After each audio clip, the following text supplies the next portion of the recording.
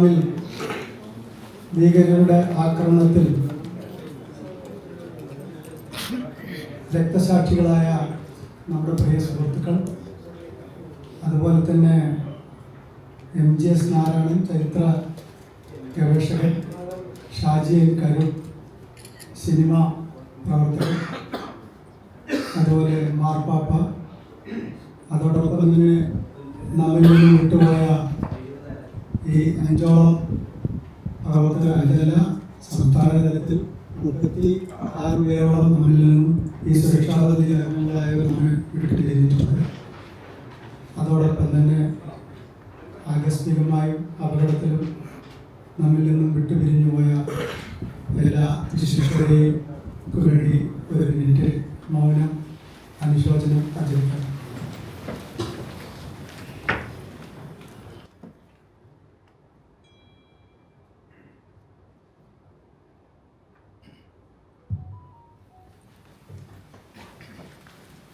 സ്വാഗത പ്രസംഗത്തിന് വേണ്ടി Shri Fasal Rahman KHR general secretary ജില്ലാ പ്രസിഡന്റ് യോഗാധ്യക്ഷൻ ശ്രീ സന്തോഷ്, മുഖ്യ പരിപാടി ഉദ്ഘാടനം ചെയ്യാനിവിടെ എത്തിച്ചേരാമെന്ന നമ്മുടെ തദ്ദേശ സ്വയംഭരണ എക്സൈസ് വകുപ്പ് മന്ത്രി ശ്രീ MP രാജേഷ് അവർ, സംസ്ഥാന KHR president G Jayapal sir, നമ്മുടെ municipal chairperson Prameela Sasidharan,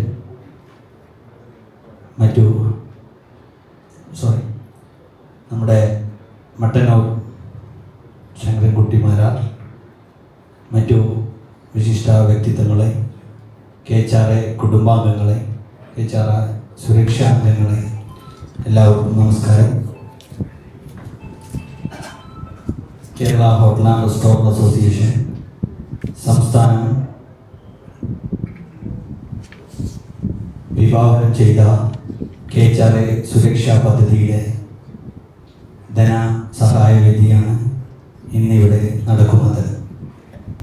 Kerala hotel and restaurant അസോസിയേഷന്റെ ഇങ്ങനെയൊരു ചടങ്ങ്, ഇത് സന്തോഷത്തിലുള്ള ഒരു ചടങ്ങാണോ അതോ സങ്കടത്തിലുള്ള ചടങ്ങാണോ എന്ന് പറയാൻ പറ്റില്ല. എന്തായാലും രണ്ടും കൂടി മിക്സ് ചെയ്തിട്ടുള്ള ഒരു ചടങ്ങാണ്. കാരണം ഞാൻ ഈ ഡയസിൽ നിൽക്കുന്ന ഈ സ്ഥലത്ത് എന്നെ ഇതിൽ എത്തിക്കാൻ, അല്ലെങ്കിൽ ഈ 2 വാക്ക് നിങ്ങളുടെ മുന്നിൽ സംസാരിക്കാൻ പ്രാപ്തരാക്കിയ, ഏറ്റവും കൂടുതൽ അതിനെ മികവുറ്റ ചെയ്തിട്ടുള്ള നമ്മുടെ JP ഏട്ടന്റെ മുന്നിൽ ഒരു പ്രണാമം അർപ്പിച്ചിട്ടേ ഇതിൽ ചെയ്യുന്നതിന് കാര്യമുള്ളൂ. അദ്ദേഹം ആണ് ഈ പറയുന്ന എല്ലാ കാര്യങ്ങൾക്കും പാലക്കാടിന്റെ KHR പാലക്കാട് ജില്ലയുടെ നെടുന്തൂൺ എന്ന് പറയുന്നത് JP ഏട്ടനാണ്.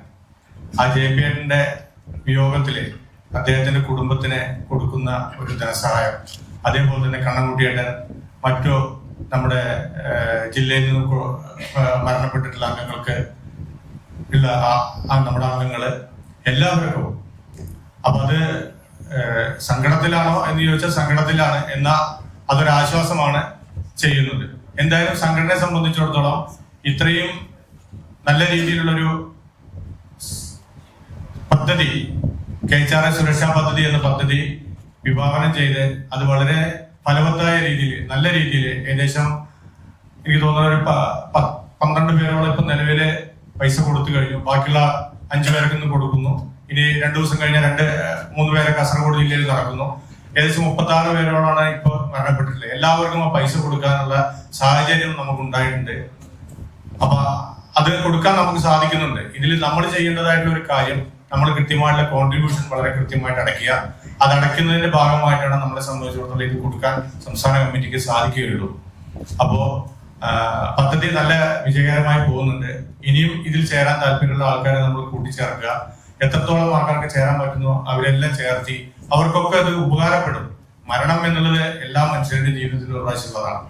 എന്നാലും ഒരു ദിവസം നമുക്ക് ഈ സംവിധാനം, ഈ വിപത്ത് നമ്മുടെ മുന്നിൽ കയറി വരും.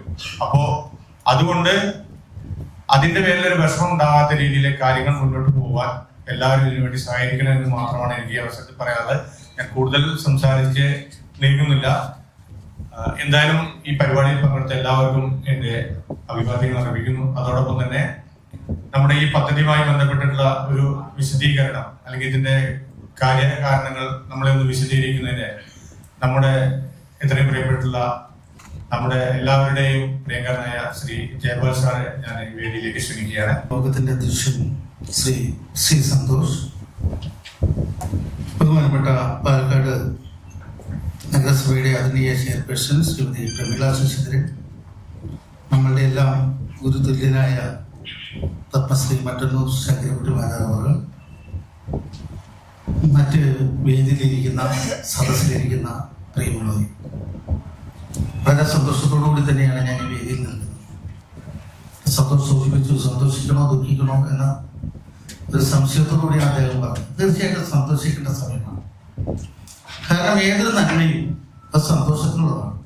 നമ്മൾ ചെയ്യുന്നത് ഒരു നന്മയുള്ള പ്രവൃത്തിയാണ്. മരണം എന്ന് പറയുന്നത് ആർക്കും മാറ്റി നിർത്താൻ പറ്റുന്ന ഒരു കാര്യമല്ല. ഏതൊരു വ്യക്തിയും ജനിച്ച മരണപ്പെട്ടേ തീരും. അങ്ങനെ മരണമടയുന്ന കുടുംബത്തിന്റെ ഒരു കുടുംബ സുരക്ഷയാണ് നമ്മളുടെ സംഘടന ഉദ്ദേശിക്കുന്നത്. കേരളത്തിൽ നമുക്കറിയാം, ഒത്തിരിയേറെ സംഘടനകളും ഒത്തിരിയേറെ മറ്റ് പൊതുസേവന പാർട്ടികളും എല്ലാം ഉള്ള ഒരു സമൂഹമാണ് നമ്മുടെ കേരളം. നമ്മളെ സംബന്ധിച്ചിടത്തോളം നമ്മുടെ ഈ പദ്ധതികളുടെ പ്രത്യേകത തന്നെ ഏതൊരു സംഘടനയും അതിലെ അംഗങ്ങളുടെ താല്പര്യങ്ങൾ മാത്രം സംരക്ഷിക്കുമ്പോൾ നമ്മുടെ സംഘടന തൊഴിലാളികളെ കൂടി ചേർത്ത് പിടിച്ചുകൊണ്ട് അവരുടെ കുടുംബത്തിന്റെയും കൂടി സുരക്ഷ ഉറപ്പാക്കിക്കൊണ്ടാണ് കേരളത്തിൽ ആദ്യമായിട്ട് ഒരു വ്യാപാര സംഘടന ഈ രീതിയിലൊരു പദ്ധതി നടപ്പിലാക്കിയിട്ടുള്ളതെന്ന് സന്തോഷത്തോടു കൂടി തന്നെ നമുക്ക് പറയാൻ കഴിയും, അഭിമാനത്തോടു കൂടിയും പറയാൻ കഴിയും. ഏതാണ്ട് നമ്മൾ ഈ പദ്ധതി നടപ്പിലാക്കുമ്പോൾ ഏതാണ്ട് 20,000-ഓളം അംഗങ്ങളെയാണ് ഈ പദ്ധതിയിൽ നമ്മൾ പ്രതീക്ഷിച്ചത്.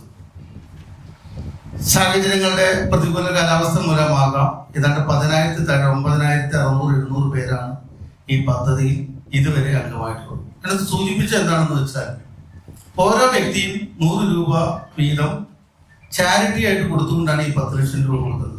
അപ്പോൾ ഇപ്പൊ കൊടുത്തിരിക്കുന്ന എല്ലാ കുടുംബത്തിലും ഏതാണ്ട് 50,000-ഓളം രൂപ സംഘടന കയ്യിൽ നിന്നും കൂടി എടുത്തു വെച്ചുകൊണ്ടാണ് ഈ 10 ലക്ഷം രൂപ ഓരോ കുടുംബത്തിലേക്കും എത്തിക്കുന്നത്. അതിന്റെ ഒരു നിങ്ങളുടെ അറിവിലേക്ക് വേണ്ടി പറയാൻ വേണ്ടിയിട്ടാണ്. എന്താണ് ഈ പദ്ധതി എന്നുകൂടി മനസ്സിലാക്കുന്നത് നന്നായിരിക്കും. ഏതൊരു വ്യക്തിയും നമ്മുടെ ഹോട്ടൽ ഉടമയായിക്കോട്ടെ, തൊഴിലാളികളായിക്കോട്ടെ, തൊഴിലാളികൾക്ക് നമ്മൾ ചില നിബന്ധനകൾ വെച്ചിരുന്നു. 55 വയസ്സ് വരെ നിബന്ധന വെച്ചിരുന്നു. ഉടമകളെ സംബന്ധിച്ചിടത്തോളം ഈ കുറച്ച് ദിവസങ്ങൾക്കുള്ളിലാണ് ആ സമയപരിധി വെച്ചിട്ടുള്ളൂ. അതിനു മുമ്പ് ഏത് 80 വയസ്സോ 90 വയസ്സോ അയാൾക്ക് പോലും ചേരാൻ വേണ്ടിയിട്ട് 1 വർഷം നമ്മൾ സമയം കൊടുത്തിരുന്നു. ഏതാണ്ട് 3,000 രൂപ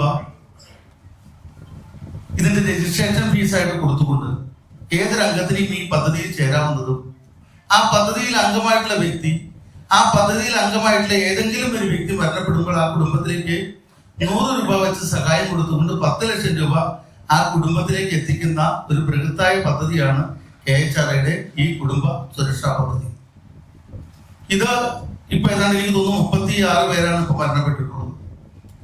ആ 36 പേരിൽ നമ്മളിപ്പോ 15 പേർക്കാണ് കൊടുത്തു കഴിഞ്ഞിട്ടുള്ളത്. ബാക്കിയുള്ളവർക്ക് കൊടുത്തുകൊണ്ടിരിക്കുകയാണ്. നാളത്തെ കഴിഞ്ഞ് എനിക്ക് തോന്നുന്നു കാസർഗോഡ് 4 പേർക്ക്, അതിനുശേഷം എറണാകുളത്ത്, അങ്ങനെ കേരളത്തിന്റെ വിവിധ ഭാഗങ്ങളിലായിട്ട് പദ്ധതി ജില്ലാ തലത്തിൽ സംഘടിപ്പിച്ചുകൊണ്ട് അവർക്കെല്ലാം നമ്മൾ ഈ ഫണ്ട് കൊടുത്തുകൊണ്ടിരിക്കുകയാണ്. പലപ്പോഴും ഈ കഴിഞ്ഞ ദിവസമല്ല ഈ ഫണ്ട് വാങ്ങിക്കാൻ വരുന്നവരുടെ കുടുംബത്തിന്റെ സ്ഥിതിയും കൂടി നമ്മളൊന്ന് മനസ്സിലാക്കുന്നത് നന്നായിരിക്കും. അവിടെയാണ് നാം നന്മ സന്തോഷം എന്ന് പറയുന്നത്. കാരണം മരണം നമുക്ക് ഒഴിവാക്കാൻ അനുവാദമല്ലെങ്കിലും നമ്മുടെ കൂട്ടത്തിലുള്ള ഒരു വ്യക്തി അല്ലെങ്കിൽ ഒരു തൊഴിലാളി മരണപ്പെടുമ്പോൾ ആ കുടുംബത്തെ ചേർത്ത് പിടിക്കാനുള്ള ഒരു മനസ്ഥിതിയാണ് നന്മ എന്ന് പറയുന്നത്. ആ നന്മയുള്ള പ്രവൃത്തിക്ക് യാതൊരു കാരണവശാലും നമുക്ക് സന്തോഷിക്കാതിരിക്കാൻ സാധിക്കില്ല. ഇവിടെ 15 കുടുംബങ്ങളിലേക്ക് നമ്മൾ പൈസ ക്യാഷ് എത്തിച്ചപ്പോൾ അതിൽ പല കുടുംബങ്ങളും, കോട്ടയത്തെ ഒരു കുടുംബത്തിൽ പോയി കഴിഞ്ഞപ്പോൾ 2 പെൺകുട്ടികളാണ്. ഇവിടെ നേരത്തെ സ്വാഗതപ്രാസംഗം സൂചിപ്പിച്ചു, വളരെ ബുദ്ധിമുട്ടി കൂടിയാണ് ഹോട്ടൽ പ്രസ്ഥാനം കടന്നു പോകുന്നത്. സത്യമാണ്. കേരളത്തിലെ 80% വരുന്ന ചെറുകിട ഇടത്തരം ഹോട്ടലുകളെ സംബന്ധിച്ചിടത്തോളം 10 ലക്ഷം രൂപ എന്ന് പറയുന്നത് ഭീമമായ ഒരു തുകയാണ്. നമ്മുടെ രാജ്യത്തെ പോലെ വളരെ കുറച്ചു പേരാണ് അതിനകത്ത് വലിയ സമ്പന്ന വിഭാഗത്തിലുള്ളൂ. അത് നമ്മൾ മനസ്സിലാക്കേണ്ടിയിരിക്കുന്നു. നമ്മുടെ ബഹുമാനപ്പെട്ട തദ്ദേശ സ്വയംഭരണ വകുപ്പ് മന്ത്രി ശ്രീ MP രാജേഷ് അവർ ഇവിടെ എത്തിച്ചേർന്നിട്ടുണ്ട്. നിങ്ങൾക്ക് എല്ലാവർക്കും വേണ്ടിയിട്ട് അദ്ദേഹത്തെ ഈ വേദിയിലേക്ക് സ്നേഹാദരങ്ങളോടെ സ്വാഗതം ചെയ്യും.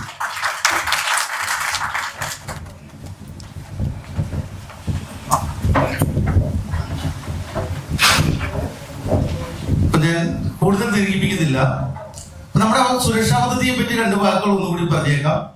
സുരക്ഷാ പദ്ധതി എന്ന് പറയുന്നത് കേരളത്തിലെ മുഴുവൻ തൊഴിലാളികളെയും ചേർത്ത് പിടിച്ചുകൊണ്ട് 3000 രൂപ രജിസ്ട്രേഷൻ ഫീസായി കൊടുത്തുകൊണ്ട് കേരളത്തിലെ ഏതൊരു തൊഴിലാളിക്കും ഉടമയ്ക്കും ചേരാവുന്ന വലിയൊരു പദ്ധതിയാണ് ഈ കുടുംബ സുരക്ഷാ പദ്ധതി. 36 പേര് ഇതുവരെ മരണപ്പെട്ടിട്ടുണ്ടെങ്കിൽ 15 പേർക്ക് നമ്മൾ 10 ലക്ഷം രൂപ വീതം കൊടുത്തു കഴിഞ്ഞു.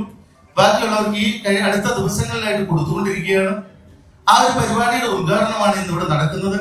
ഞാൻ നേരത്തെ സൂചിപ്പിച്ചതുപോലെ കോട്ടയത്തെ ഒരു കുടുംബത്തിന് നമ്മൾ ഈ 10 ലക്ഷം രൂപ കൊടുക്കാൻ ചെന്നപ്പോൾ പൊതുവെ സമൂഹത്തിൽ ഒരു ധാരണയുണ്ട് ഹോട്ടലുടമ എന്ന് പറഞ്ഞാൽ അത് അത്യാവശ്യം സാമ്പത്തിക സ്ഥിതി ഉള്ളവരാണ് എന്ന്. അതെല്ലാം മാറ്റിമറിച്ചുകൊണ്ട് ഒരു ഷീറ്റ് വിരിച്ച കെട്ടിടത്തില് 2 പെൺകുട്ടികളുടെ ആശ്രയമായിരുന്ന ഹോട്ടലുടമയായ പിതാവാണ് മരണപ്പെട്ടത്. ഒരു മാതാവിനെ സംബന്ധിച്ചിടത്തോളം ആ 2 പെൺകുട്ടികളെ ചേർത്ത് പിടിച്ചുകൊണ്ട് ചോദ്യചിഹ്നമായിട്ട് മുമ്പിൽ നിൽക്കുമ്പോൾ അവരെ സംബന്ധിച്ചിടത്തോളം ആ 10 ലക്ഷം രൂപ കുടുംബത്തിന് വലിയൊരു സഹായമാണ്. അങ്ങനെയാണ് പല കുടുംബത്തിന്റെയും സ്ഥിതി. അതുകൊണ്ട് തന്നെ ഈ പദ്ധതി വിജയിപ്പിക്കേണ്ടത് ഓരോ ഹോട്ടലുടമയുടെയും ആവശ്യമാണ്. അവരുടെ സഹകരണം ഉണ്ടെങ്കിൽ മാത്രമാണ് ഈ പദ്ധതി വിജയിക്കുകയുള്ളൂ. നമുക്കിത് നന്നായിട്ട് മുന്നോട്ട് കൊണ്ടുപോകണം. അതിന് നിങ്ങളുടെ എല്ലാവരുടെയും സഹായ സഹകരണങ്ങൾ വേണം. ഇതിൽ ചേരാത്ത എല്ലാവരും ചേരണം. പലർക്കൊരു ധാരണയുണ്ട് ഞാൻ മരണപ്പെടുകയില്ല, എനിക്ക് മാത്രം. കഴിഞ്ഞ ദിവസം തിരുവനന്തപുരത്ത് ചോദിച്ചു ഇത് എത്ര വർഷം അടയ്ക്കേണ്ട വരുമെന്ന് ചോദിച്ചു ഒരു വ്യക്തി. എന്റെ കയ്യിലുള്ള കാര്യമല്ല എന്ന് പറഞ്ഞു. കാരണം എത്ര വർഷം ഞാൻ ജീവിച്ചിരിക്കും എന്നതിന് ചോദ്യമായ ഒരു ചോദ്യമാണ് എത്ര വർഷം നമ്മൾ അടയ്ക്കേണ്ടി വരുമെന്നുള്ളത്. അപ്പോ നാം മരണപ്പെടുന്നത് വരെ നമ്മുടെ കൂട്ടത്തിലുള്ള നമ്മുടെ കൂട്ടത്തിൽ ജോലി അല്ലെങ്കിൽ നമ്മുടെ കൂട്ടത്തിൽ നമ്മുടെ സമൂഹത്തിൽ നമ്മുടെ അംഗമായിട്ടുള്ള വ്യക്തിക്ക്, നമ്മുടെ തൊഴിലാളിക്ക്, ആ കുടുംബത്തിലേക്ക് ഞാൻ ജീവിച്ചിരിക്കുന്നത് വരെ 100 രൂപ വെച്ച കുടുംബത്തിൽ ഒരു വ്യക്തി മരണപ്പെടുമ്പോൾ കൊടുക്കുവാനുള്ള ഭാഗ്യം എനിക്ക് ഉണ്ടാകണേ എന്ന് പ്രാർത്ഥിക്കുമ്പോൾ അവിടെ നമ്മുടെ ആയുസ് വർദ്ധിക്കുന്നു. അത്രയേറെ ചാരിറ്റി പ്രവർത്തനങ്ങളിൽ പങ്കാളിയാകാനും നമുക്ക് സാധിക്കുന്നു. അതുകൊണ്ട് തന്നെ എല്ലാവരും അതിന്റെ പോസിറ്റീവായിട്ടുള്ള ലൈൻ നമ്മൾ ചിന്തിക്കണം. അതല്ലാതെ ഞാൻ ഈ അംഗമായി ചേർന്ന് എനിക്കിപ്പോ 25 വയസ്സായുള്ളൂ, ഞാനൊരു 100 വയസ്സ് വരെ ജീവിക്കുമെന്ന് ആരെങ്കിലും ധരിക്കുന്നുണ്ടെങ്കിൽ നമ്മളിപ്പോ കൊടുത്തിട്ടുള്ള ഫണ്ടിൽ കൂടുതലും 45, 48, 50 വയസ്സുള്ളവർക്കാണ് കൂടുതലും നമ്മൾ ഈ ആനുകൂല്യം കൊടുത്തിട്ടുള്ളത്. അപ്പോൾ മരണം എന്ന് പറയുന്നത് നമ്മളുടെ കസ്റ്റഡിയിൽ ഇരിക്കുന്ന ഒരു കാര്യമല്ല. അതുകൊണ്ട് തന്നെ ഈ പ്രവർത്തനത്തെ, ഈ പദ്ധതിയെ ചാരിറ്റി പ്രവർത്തനമായിട്ട് കണ്ടുകൊണ്ട് എല്ലാവരും ഇതിനകത്ത് സഹകരിക്കണമെന്ന് അഭ്യർത്ഥിച്ചുകൊണ്ട് തിരക്കുള്ള ആ സമയത്താണ് മന്ത്രി വന്നിരിക്കുന്നത്. ഞാൻ ദീർഘമായ ഒരു പ്രസംഗത്തിലേക്ക് പോകുന്നില്ല. 2 കാര്യങ്ങൾ. ഒരു മന്ത്രി എടുത്ത് കിട്ടുമ്പോൾ ഒന്നും പറഞ്ഞില്ലെങ്കിൽ നിങ്ങൾ എന്നോട് ചോദിക്കും എന്തുകൊണ്ടൊന്നും പറഞ്ഞില്ല എന്ന് ചോദിക്കുമെന്ന് അറിയുന്നതുകൊണ്ട് വളരെ വിനയമായിട്ട് കുറച്ച് ദിവസങ്ങൾക്ക് മുമ്പ് ഞാൻ ബഹുമാനപ്പെട്ട മന്ത്രിയുടെ ചേംബറിൽ പോയി അദ്ദേഹത്തെ കാണുകയുണ്ടായി. ഒന്ന് നമ്മുടെ മൈക്രോമായിട്ടുള്ള ബന്ധപ്പെട്ട പോസ്റ്റർ അദ്ദേഹത്തിനോട് പ്രകാശനം ചെയ്യാൻ പോയതാണ്. അദ്ദേഹത്തിന്റെ ശ്രദ്ധയിൽ എന്നൊരു കാര്യം ഞാൻ പറഞ്ഞിരുന്നു, നമ്മുടെ ഗ്രൂപ്പിൽ കൂടി ഇട്ടിരുന്നു. പക്ഷെ അത് നടക്കാത്തതുകൊണ്ട് പലരും തോന്നി ഞാനത് മന്ത്രിയുടെ അടുത്ത് പറഞ്ഞിട്ടുണ്ടാവില്ല. അതുകൊണ്ടായിരിക്കും മന്ത്രി അത് നടപ്പാക്കുന്നത് ചിലപ്പോൾ ചിലരെങ്കിലും വിചാരിക്കുന്നുണ്ടാവും. അങ്ങനെയല്ല. കഴിഞ്ഞ കുറച്ച് ദിവസങ്ങൾക്ക് മുമ്പ് ഏപ്രിൽ മാസം വരെ നമ്മുടെ 3 മാസത്തേക്ക് നമ്മുടെ ലൈസൻസ് ഫീ അടയ്ക്കുന്ന സമയം ഏപ്രിൽ 30 വരെ നീട്ടി തന്നിരുന്നു അദ്ദേഹം. പക്ഷെ നിർഭാഗ്യവശാൽ അദ്ദേഹം അത് നീട്ടി തന്നെങ്കിലും ഓഫീസിൽ നിന്ന് അതിന്റെ ഓർഡർ പോകാത്തതുകൊണ്ട് തദ്ദേശ സ്വയംഭരണ സ്ഥാപനങ്ങൾ അന്യായമായിട്ടുള്ള ഫൈൻ നമ്മുടെ ഇന്ന് വാങ്ങിച്ചത്. അത് അദ്ദേഹത്തിന്റെ ശ്രദ്ധയിൽപ്പെടുത്തിയപ്പോൾ തന്നെ അദ്ദേഹം ഓഫീസ് സ്റ്റാഫിനെ വിളിച്ചുകൊണ്ട് ഉടൻ തന്നെ ആ ഓർഡർ ഇറക്കാൻ അവരോട് ആവശ്യപ്പെട്ടെങ്കിലും ഇതുവരെ നിർഭാഗ്യവശാൽ അത് ഇറങ്ങിയിട്ടില്ല. അതിന്റെ ചോദ്യങ്ങൾ പല രീതികളിൽ എനിക്ക് വരുന്നുണ്ട്. പല നഗരസഭകളും അതുകൊണ്ട് തന്നെ പുതുക്കി തരാൻ തയ്യാറാകുന്നില്ല, അതിന്റെ ഫൈൻ മേടിക്കുന്നുണ്ട്. ഇപ്പോഴാണെങ്കിൽ ഏപ്രിൽ മാസം കഴിഞ്ഞു. അതുകൊണ്ട് നിങ്ങളുടെ എല്ലാ സാന്നിധ്യത്തിൽ ഏറ്റവും വിനയത്തോടുകൂടി അദ്ദേഹം ആ ഫീസ് അടയ്ക്കുന്ന സമയപരിധി അദ്ദേഹം കുറച്ചും കൂടി നീട്ടി തന്നു. കാരണം ആ നീട്ടി തന്ന സമയപരിധി നമുക്ക് ഉപയോഗിക്കാൻ സാധിച്ചില്ല, ഓർഡർ ഇറങ്ങാത്തതുകൊണ്ട്. അതുകൊണ്ട് കുറച്ചും കൂടി നീട്ടി തരണമെന്ന് അദ്ദേഹത്തോട് ഏറ്റവും വിനയമായിട്ട് അഭ്യർത്ഥിക്കുകയാണ്. പിന്നെ ചെയർപേഴ്സൺ കൂടി ഇരിപ്പുണ്ട്, മന്ത്രി ഇരിപ്പുണ്ട്. പല തദ്ദേശ സേവന സ്ഥാപനങ്ങളും ലൈസൻസ് പുതുക്കി തരുന്നില്ല. കഴിഞ്ഞ ദിവസം മുഖ്യമന്ത്രിയുടെ മുഖാമുഖം പരിപാടിയിൽ നമ്മുടെ ജനറൽ സെക്രട്ടറി ബഹുമാനപ്പെട്ട മുഖ്യമന്ത്രിയുടെ സദസ്സിൽ വെച്ച് തന്നെ അദ്ദേഹം ഇത് പറഞ്ഞിരുന്നു. മുഖ്യമന്ത്രി എന്ന മറുപടിയും നിങ്ങളെ അറിയിക്കാം. വളരെ സ്നേഹത്തോട് ഞാൻ കൂടുതൽ ഒരു കാര്യം കൂടി പറയാം. കേരളത്തിൽ ഇന്നത്തെ ഈ ഗവൺമെന്റ് നമ്മളെ ചേർത്ത് പിടിക്കുന്ന ഗവൺമെന്റ് ആണെന്ന് നമുക്ക് അഭിമാനത്തോടുകൂടി തന്നെ പറയാം. പ്രത്യേകിച്ച് തദ്ദേശ സ്വയംഭരണ വകുപ്പ് മന്ത്രി ഏതൊരു മീറ്റിംഗ് നടത്തിയാൽ അതിൽ കേരള ഹോട്ടൽ റെസ്റ്റോറൻറ്റ്സിന്റെ പ്രാതിനിധ്യം ഉറപ്പുവരുത്തുകയും നമ്മൾ പറയുന്ന ഏതൊരു കാര്യങ്ങൾക്കും അർഹമായ രീതിയിൽ തന്നെ അദ്ദേഹം അത് കാണുകയും ചെയ്യുന്നുണ്ട്. അദ്ദേഹത്തിന്റെയും പരിധിക്ക് അപ്പുറത്താണ് PCBയുമായിട്ട് ബന്ധപ്പെട്ട നിയമങ്ങൾ എന്ന് എനിക്ക് മനസ്സിലാക്കുന്നു. അതുകൊണ്ട് തന്നെ അത് മുഖ്യമന്ത്രിയുടെ ശ്രദ്ധയിൽപ്പെടുത്തിയിട്ടുണ്ട്. അദ്ദേഹം പറഞ്ഞ കാലത്തിനൊത്ത് നമ്മൾ മാറേണ്ടിയിരിക്കുന്നു. തീർച്ചയായിട്ടും കാലത്തിനൊത്ത് നമ്മൾ മാറാൻ നമ്മൾ തയ്യാറാണ്. അതുകൊണ്ട് തന്നെ അതുമായിട്ട് ബന്ധപ്പെട്ട പ്രവർത്തനങ്ങളെല്ലാം തന്നെ നമ്മൾ നടത്തുന്നുണ്ട്, മാറാനുള്ള പ്രവർത്തനങ്ങൾ. പക്ഷേ തരുന്നില്ല.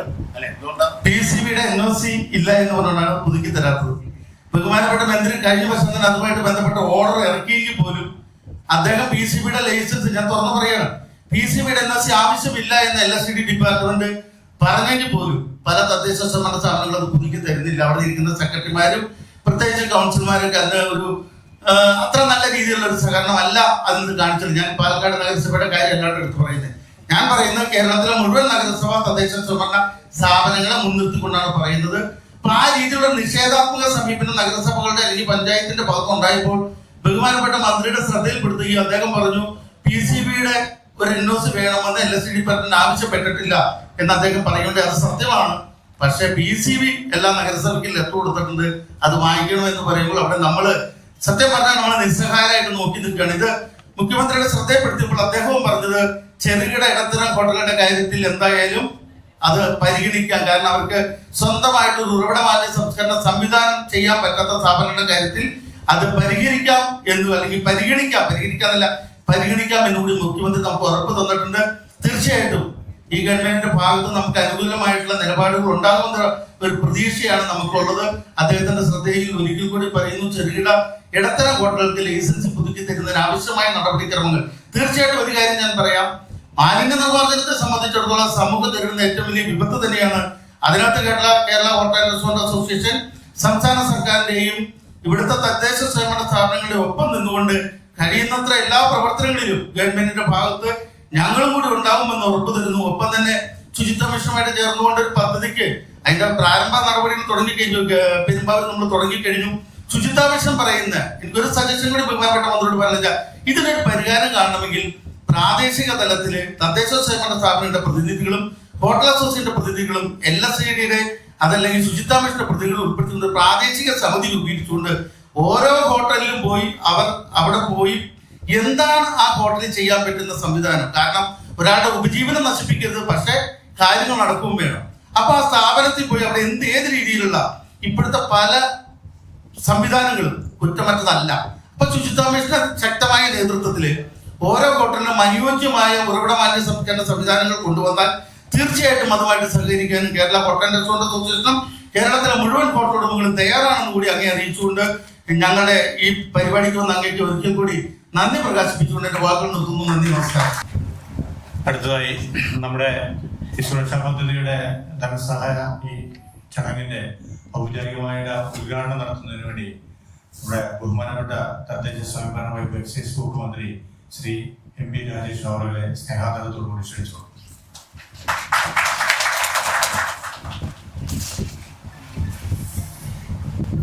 വേദിയിലുള്ള ബഹുമാന്യനായ അധ്യക്ഷൻ, കേരള ഹോട്ടൽ ആൻഡ് റെസ്റ്റോറന്റ് അസോസിയേഷന്റെ പ്രസിഡന്റ് ശ്രീ C. സന്തോഷ്, പദ്ധതി വിശദീകരിച്ച സംസ്ഥാന പ്രസിഡന്റ് ശ്രീ ജയപാൽ, ബഹുമാന്യയായ മുഖ്യാതിഥി നഗരസഭാ ചെയർപേഴ്സൺ ശ്രീ പ്രമീള ശശിധരൻ, ആദരണീയനായ കേരളം ഏറെ ആദരിക്കുകയും ഇഷ്ടപ്പെടുകയും ചെയ്യുന്ന പത്മശ്രീ മട്ടന്നൂർ ശങ്കരൻകുട്ടി മാരാർ തുടങ്ങി വേദിയിലും സദസ്സിലുമുള്ള ബഹുമാന്യരെ, പ്രിയപ്പെട്ടവരെ, Kerala hotel and restaurant association ആവിഷ്കരിച്ച സുരക്ഷാ പദ്ധതിയുടെ ധനസഹായ വിതരണ ചടങ്ങ് ഉദ്ഘാടനം ചെയ്തതായി പദ്ധതിയെക്കുറിച്ചൊക്കെ ഇവിടെ വിശദീകരിച്ചിട്ടുള്ളതുകൊണ്ട് ഞാൻ അതിലേക്കൊന്നും അധികം നടക്കുന്നില്ല. എന്തായാലും ഒരു മാതൃകാ പദ്ധതിയാണ് KHRI നടപ്പാക്കിയിട്ടുള്ളത്. നമ്മൾ പലപ്പോഴും ഇങ്ങനെയുള്ള മാർഗങ്ങൾ, നവീനമായിട്ടുള്ള മാർഗങ്ങൾ കണ്ടുപിടിക്കാൻ പലരും ശ്രമിക്കാറില്ല. ഇപ്പൊ പരസ്പരം ഒരു കൈകോർത്തുകൊണ്ട് ഈ നിങ്ങളുടെ അംഗങ്ങളിൽ ആരെങ്കിലും മരിച്ചാൽ അവരുടെ കുടുംബത്തെ സഹായിക്കുന്നതിനുള്ള ഒരു നല്ല ആശയം, ഒരു പദ്ധതിയായി ഇവിടെ രൂപപ്പെടുത്തിയിരിക്കുകയാണ്. ഞാൻ ചോദിച്ച് മനസ്സിലാക്കിയപ്പോൾ ചേരുമ്പോൾ 3000 കൊടുക്കണം അല്ലേ? പിന്നെ ആരെങ്കിലും ഒരാൾ മരിച്ചാൽ എല്ലാവരും 100 രൂപ വെച്ച് കൊടുക്കണം. അതാണ് നേരത്തെ സംസ്ഥാന പ്രസിഡന്റ് പറഞ്ഞ, ഒരാൾ ചോദിച്ചു എത്ര അടയ്ക്കേണ്ടി വരും എന്ന് ചോദിച്ചു. അധികം അടയ്ക്കേണ്ടാത്ത സ്ഥിതി വരണം എന്ന് ആഗ്രഹിക്കാൻ നമുക്കൊക്കെ പറ്റും.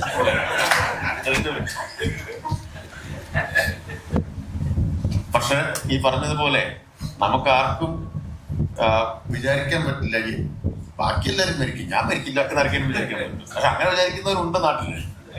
എന്നുവെച്ചാൽ ഈ മരണത്തിന്റെ മാത്രമല്ല, ബാക്കി എന്തൊക്കെ സംഭവിച്ചാലും എനിക്കൊന്നും സംഭവിക്കില്ല എന്ന് വിചാരിക്കുന്ന ആൾക്കാരുണ്ട്. അതുകൊണ്ട് ഞാൻ എനിക്കിഷ്ടമുള്ള പോലെ ചെയ്യും എന്ന് വിചാരിക്കുന്നവരുണ്ട്. അപ്പൊ എന്തായാലും പരസ്പരം താങ്ങായിട്ട് നിൽക്കുന്ന, കൈകോർക്കുന്ന ഒരു മാതൃകാ പദ്ധതിയാണ്. ഇതെനിക്ക് തോന്നുന്നു മറ്റ് സംഘടനകൾക്കും ഒക്കെ ആലോചിക്കാവുന്ന ഒരു കാര്യമാണ്. ഒരു നല്ല മാതൃക KHRA മുന്നോട്ട് വെച്ചിരിക്കുകയാണ്. അപ്പൊ അതിന് ഞാൻ തന്നെയാണ് ഇത് മലപ്പുറത്ത് ഉദ്ഘാടനം ചെയ്തത്. ഇവിടെ തന്നെ. പിന്നെ ഇനി ഞാൻ പറയേണ്ടത് പ്രസിഡന്റ് പറഞ്ഞ ചില കാര്യങ്ങൾക്കുള്ള വിശദീകരണമാണ്. അത് നിങ്ങൾ പ്രതീക്ഷിക്കുന്നുണ്ടാവും. ഒന്ന്, ലൈസൻസ് പുതുക്കാനുള്ള കാലാവധിയാണ്. ഏപ്രിൽ വരെ നീട്ടിത്തന്നു. അതിന്റെ ഉത്തരവിറങ്ങാത്തത് കൊണ്ട് പ്രയോജനം കിട്ടിയില്ല എന്നാണ് പറഞ്ഞത്. ഉത്തരവിറങ്ങാത്തതിന്റെ പ്രശ്നം എന്താന്ന് വെച്ചാൽ, ഈ മാർച്ച് മാസത്തിൽ ഉദ്യോഗസ്ഥരുടെ റിട്ടയർമെന്റ് വന്നു, തദ്ദേശ വകുപ്പ് സ്ഥലം മാറ്റവും വന്നു, അതിന്റെ ഭാഗമായിട്ടുള്ള സ്ഥലം മാറ്റവും വന്നു. തദ്ദേശ വകുപ്പിന് ഇപ്പൊ ഫലത്തിൽ ഇപ്പൊ സെക്രട്ടറിമാരില്ല. കാരണം പോസ്റ്റ് ചെയ്ത ആളുകൾ ലീവിലാണ്. അവർ പലരും നേരത്തെ തന്നെ ലീവിന് അപേക്ഷിച്ചവരാണ്. ഇത് പെട്ടെന്ന് പോയതല്ല. പക്ഷെ ഇപ്പൊ ഫലത്തിൽ അങ്ങനെ ഒരു ബുദ്ധിമുട്ടുണ്ട്. അതുകൊണ്ടാണ് ഉത്തരവിറങ്ങുന്നതിൽ ഒരു കാലതാമസം ഉണ്ടായിട്ടുണ്ടാവുക. ഈ പറഞ്ഞ സാഹചര്യം കൂടി പരിഗണിച്ച് എന്ത് ചെയ്യണം എന്നുള്ളത് ഞാൻ കൂടി പരിശോധിക്കാം.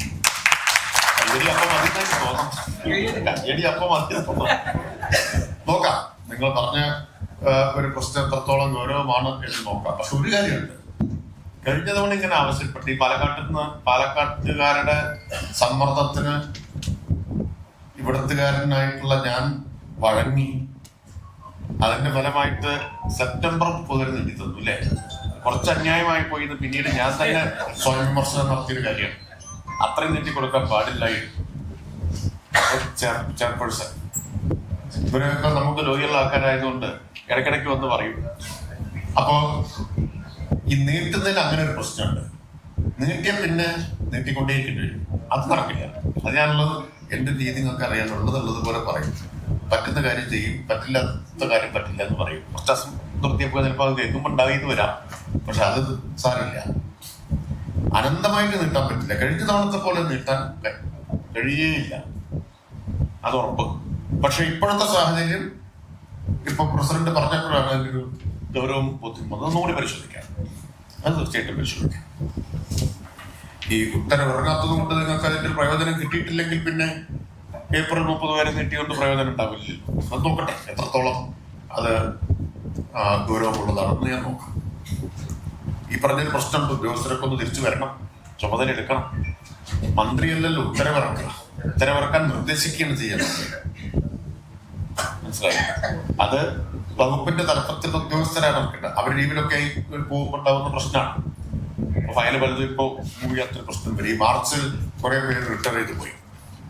റിട്ടയർ ചെയ്തപ്പോ സ്ഥാനചലനം ഉണ്ടായി. കാരണം ഉള്ള ഒഴിവുകൾ നികത്തണം. അപ്പോ പലരെയും മാറ്റിയപ്പോ ഇപ്പൊ തദ്ദേശ വകുപ്പിലേക്ക് 2 തവണ മാറ്റം വന്നു. 2 തവണ ഇപ്പൊ മാറ്റം വന്നു കഴിഞ്ഞു. വന്ന ആളുകൾ പുതിയ ചുമതലയിലുള്ള ആൾക്കാർ ലീവിന് വന്നു. അവരൊന്ന് തിരിച്ചു വന്നാൽ നമുക്ക് ഈ പ്രശ്നത്തിന് പരിഹാരം ഉണ്ടാക്കാം. അതാണ് ഒന്ന്. അപ്പോ ലൈസൻസ് കഴിഞ്ഞ തവണ സെപ്റ്റംബർ 30 വരെ നീട്ടിയിട്ടുണ്ടെന്ന കാര്യം ഞാൻ ഓർമ്മിപ്പിക്കുകയാണ്. അതോടൊപ്പം അത്ര തവണ നീട്ടില്ലെന്നും ഞാൻ അറിയിക്കുകയാണ്. പക്ഷെ നിങ്ങളുടെ പ്രായോഗികമായിട്ട് ഒന്ന് പരിഗണിക്കാം. രണ്ടാമത്തെ കാര്യം ഒരു കാര്യം കൂടി PCBയുടെ കാര്യം നമ്മുടെ നിയന്ത്രണത്തിലല്ല. പിന്നെ അതുമായി ബന്ധപ്പെട്ടൊരു കാര്യം എനിക്ക് പറയാനുണ്ട്. ഇപ്പൊ KHRA പൊതുവെ സർക്കാരുമായിട്ട് സഹകരിക്കുന്ന ഒരു സംഘടനയാണ്. ശുചിത്വത്തിന്റെ കാര്യത്തിൽ പൊതുവിൽ സഹകരിച്ചിട്ടുണ്ട്.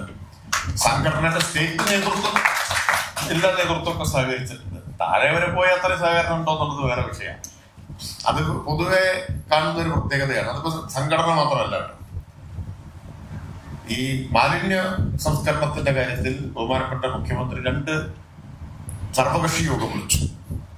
2 സർവകക്ഷി യോഗത്തിലും കേരളത്തിലെ ഭരണ പ്രതിപക്ഷ ഭേദമില്ലാതെ എല്ലാ രാഷ്ട്രീയ പാർട്ടികളും പരിപൂർണ പിന്തുണ പ്രഖ്യാപിച്ചു. ആദ്യത്തെ സർവകക്ഷി യോഗം കഴിഞ്ഞപ്പോൾ ഞാൻ വിചാരിച്ചു കാര്യങ്ങളൊക്കെ ഇനി വളരെ എളുപ്പമായിരിക്കും. അങ്ങനെ കോരി പിന്തുണ പ്രഖ്യാപിച്ചു. അവരെ തെറ്റു പറയാൻ പറ്റില്ല. സംസ്ഥാന നേതൃത്വം പൂർണ്ണമായും പിന്തുണയാണ് എല്ലാ പാർട്ടികളുടെയും. പക്ഷെ പൂർണ്ണ യോജിപ്പാ. ഇതിൽ കക്ഷി രാഷ്ട്രീയം ഇല്ല, നമുക്ക് ശുചിത്വം ഉറപ്പാക്കണം, മാലിന്യ സംസ്കരണം. താഴെ വന്നാലും പൂർണ്ണ യോജിപ്പാ ഇതിനെതിരെ. അതാണ്. അപ്പൊ എല്ലാവരും കൂടി CPM, കോൺഗ്രസ്, BJP ഒക്കെ ഒരുമിച്ചാണ് നിൽക്കുന്നത്. പലയിടത്തും, എല്ലായിടത്തും അങ്ങനെയല്ല, പലയിടത്തും. എന്നെ കാണാൻ വേണ്ടിയിട്ട് മലപ്പുറം ജില്ലയിൽ നിന്ന്, സ്ഥലം ഞാൻ പറയുന്നില്ല, ഒരു പ്രതിനിധി സംഘം വന്നു. എല്ലാ പട്ടിക്കാരും ഉണ്ടെന്ന് വലിയ കാര്യമായിട്ട് പറഞ്ഞു. എന്താണെന്നറിയും, ഒരു പ്ലാസ്റ്റിക് റീസൈക്ലിംഗ് പ്ലാന്റ് അവിടെ തുടങ്ങാൻ പറ്റില്ല. ഞാൻ വന്ന വഴി ഓടിച്ചു.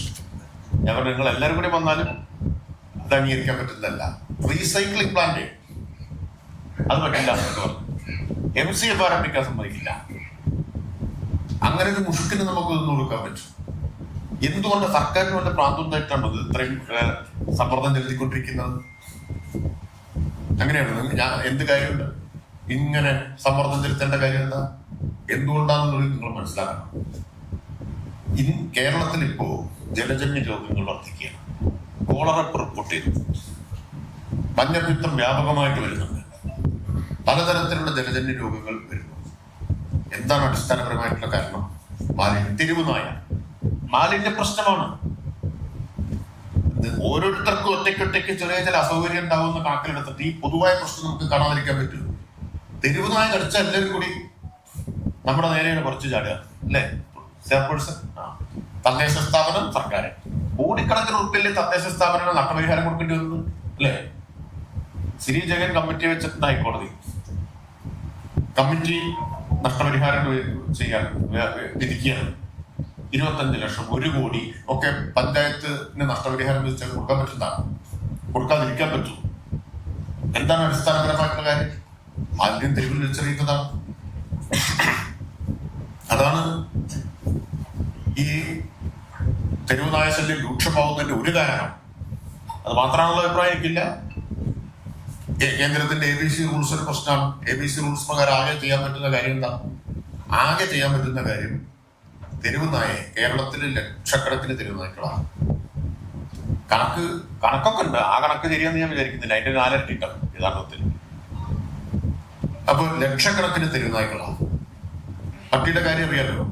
ഇത്ര 3 മാസം കൂടുമ്പോ ഒറ്റ പ്രസവിക്കും, അല്ലേ? ഇപ്പോഴാ 3 ഒരു പ്രസവത്തിൽ 8-10 കുട്ടികളുണ്ട്. അങ്ങനെ പെരുകുന്നതാണ്. അപ്പോ ABC റൂൾസ് പറയുന്നത് എന്താ? ABC റൂൾസ് പറയുന്നത് ഓരോ പട്ടിയെയും ABC കേന്ദ്രത്തിലേക്ക് എത്തിച്ചുകൊണ്ടുവരണം. ABC കേന്ദ്രത്തിൽ എന്തൊക്കെ വേണം?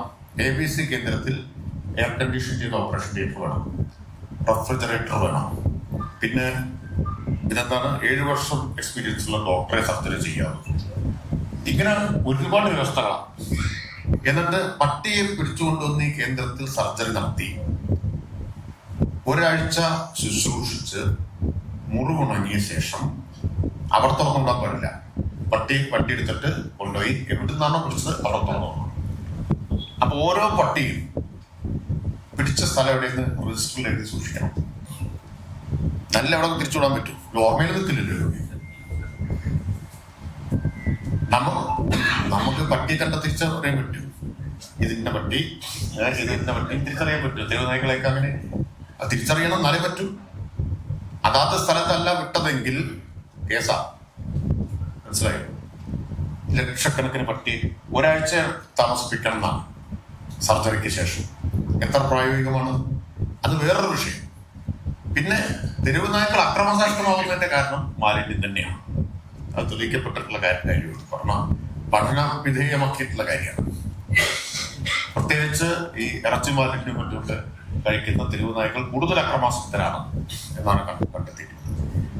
ഒരു പ്രശ്നം ഇത്. രണ്ടാമത്തെ പ്രശ്നം എന്താ? ജലജന്യ രോഗങ്ങൾ പെരുകുന്നതിൻ്റെതാണ്. മാലിന്യമാണ് പ്രധാന കാരണം. അതിൽ ബയോവേസ്റ്റ്, ബൾക്ക് വേസ്റ്റ് ജനറേറ്റേഴ്സ് പുറന്തള്ളുന്ന ബയോവേസ്റ്റ്, ബൾക്ക് വേസ്റ്റ് ജനറേറ്റേഴ്സിലാണ് നിങ്ങളൊക്കെ വരും കേട്ടോ. ഫ്ലാറ്റുകൾ, അപ്പാർട്ട്മെന്റുകൾ, ഓഡിറ്റോറിയങ്ങൾ, പിന്നെ ഹോട്ടലുകൾ, റെസ്റ്റോറന്റുകൾ, ഇതെല്ലാം ബൾക്ക് വേസ്റ്റ് ജനറേറ്റേഴ്സ് ആണ്. ഈ മാലിന്യം ശാസ്ത്രീയമായിട്ട് സംസ്കരിക്കാതെ വഴിയിൽ തള്ളാൻ ഇടവന്നാൽ അത് തെരുവുനായ മാത്രമല്ല വെള്ളത്തെ മലിനമാക്കിക്കൊണ്ടിരിക്കുകയാണ്. നമ്മുടെ ഒരു പഠനം. പിന്നെ കക്കൂസ്മാലി ഇതുണ്ട്. വസ്തുതയായിട്ട് എല്ലാവരും അറിഞ്ഞിരിക്കണം. ഇപ്പൊ ചിലരുടെ വിചാരം എന്ത് കാര്യത്തിനാണ് ഇപ്പൊ ഇങ്ങനെ ഈ സർക്കാർ ഇങ്ങനെ ശല്യം ചെയ്തുകൊണ്ടിരിക്കുന്നത് എന്നുള്ളതാണ്. ജീവിക്കാൻ വേണ്ടി നമ്മളും നിങ്ങളൊക്കെ മര്യാദയ്ക്ക് ഇവിടെ ജീവിക്കാൻ വേണ്ടിയിട്ടാണ്.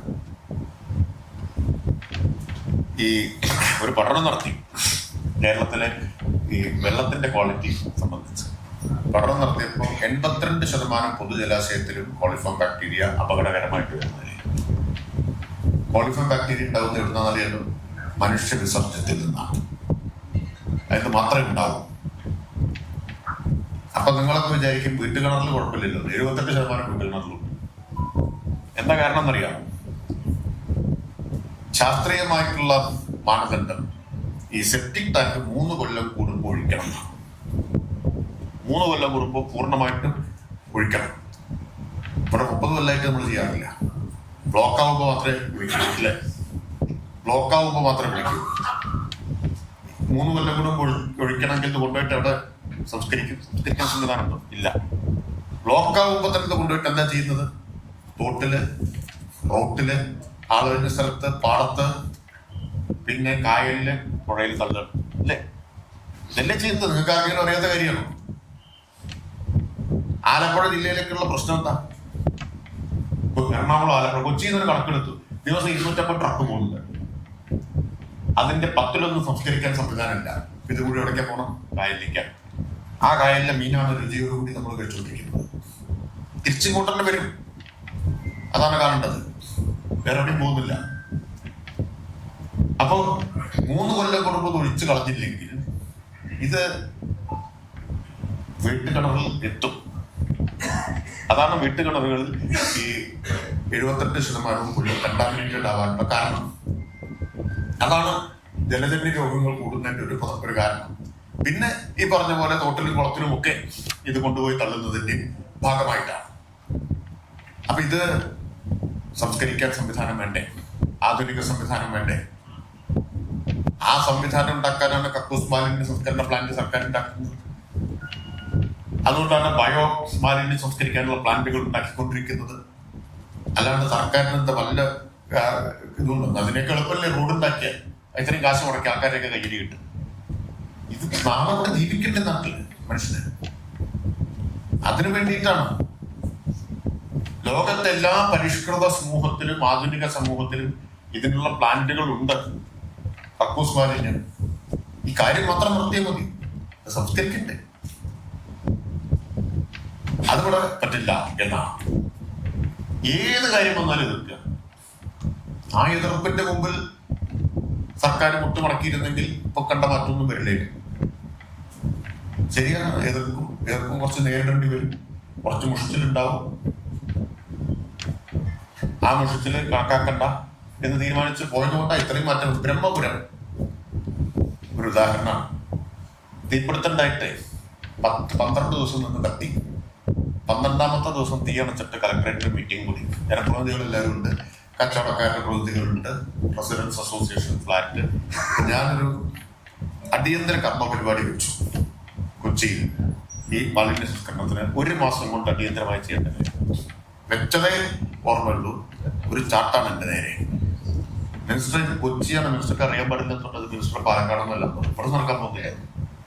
ഇതൊന്നും ഇവിടെ നടക്കില്ല എന്നോ. അപ്പൊ ഞാനും ഘടിപ്പിച്ചു. ഞാൻ പറഞ്ഞു, നടത്താൻ തീരുമാനിച്ചാണ് വന്നെങ്കിൽ നടത്തിയിരിക്കും, നടത്താൻ അറിയാം.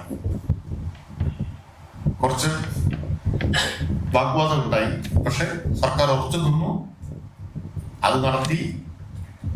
എന്ന് മാത്രമല്ല, ബ്രഹ്മപുരം കേരളത്തിലെ ഏറ്റവും വലിയ മാലിന്യ മലയായി. 8,25,000 മെട്രിക് ടൺ മാലിന്യം. 110 ഏക്കർ മുഴുവൻ മാലിന്യ മല പോലെ കിടക്കുന്ന സ്ഥലം.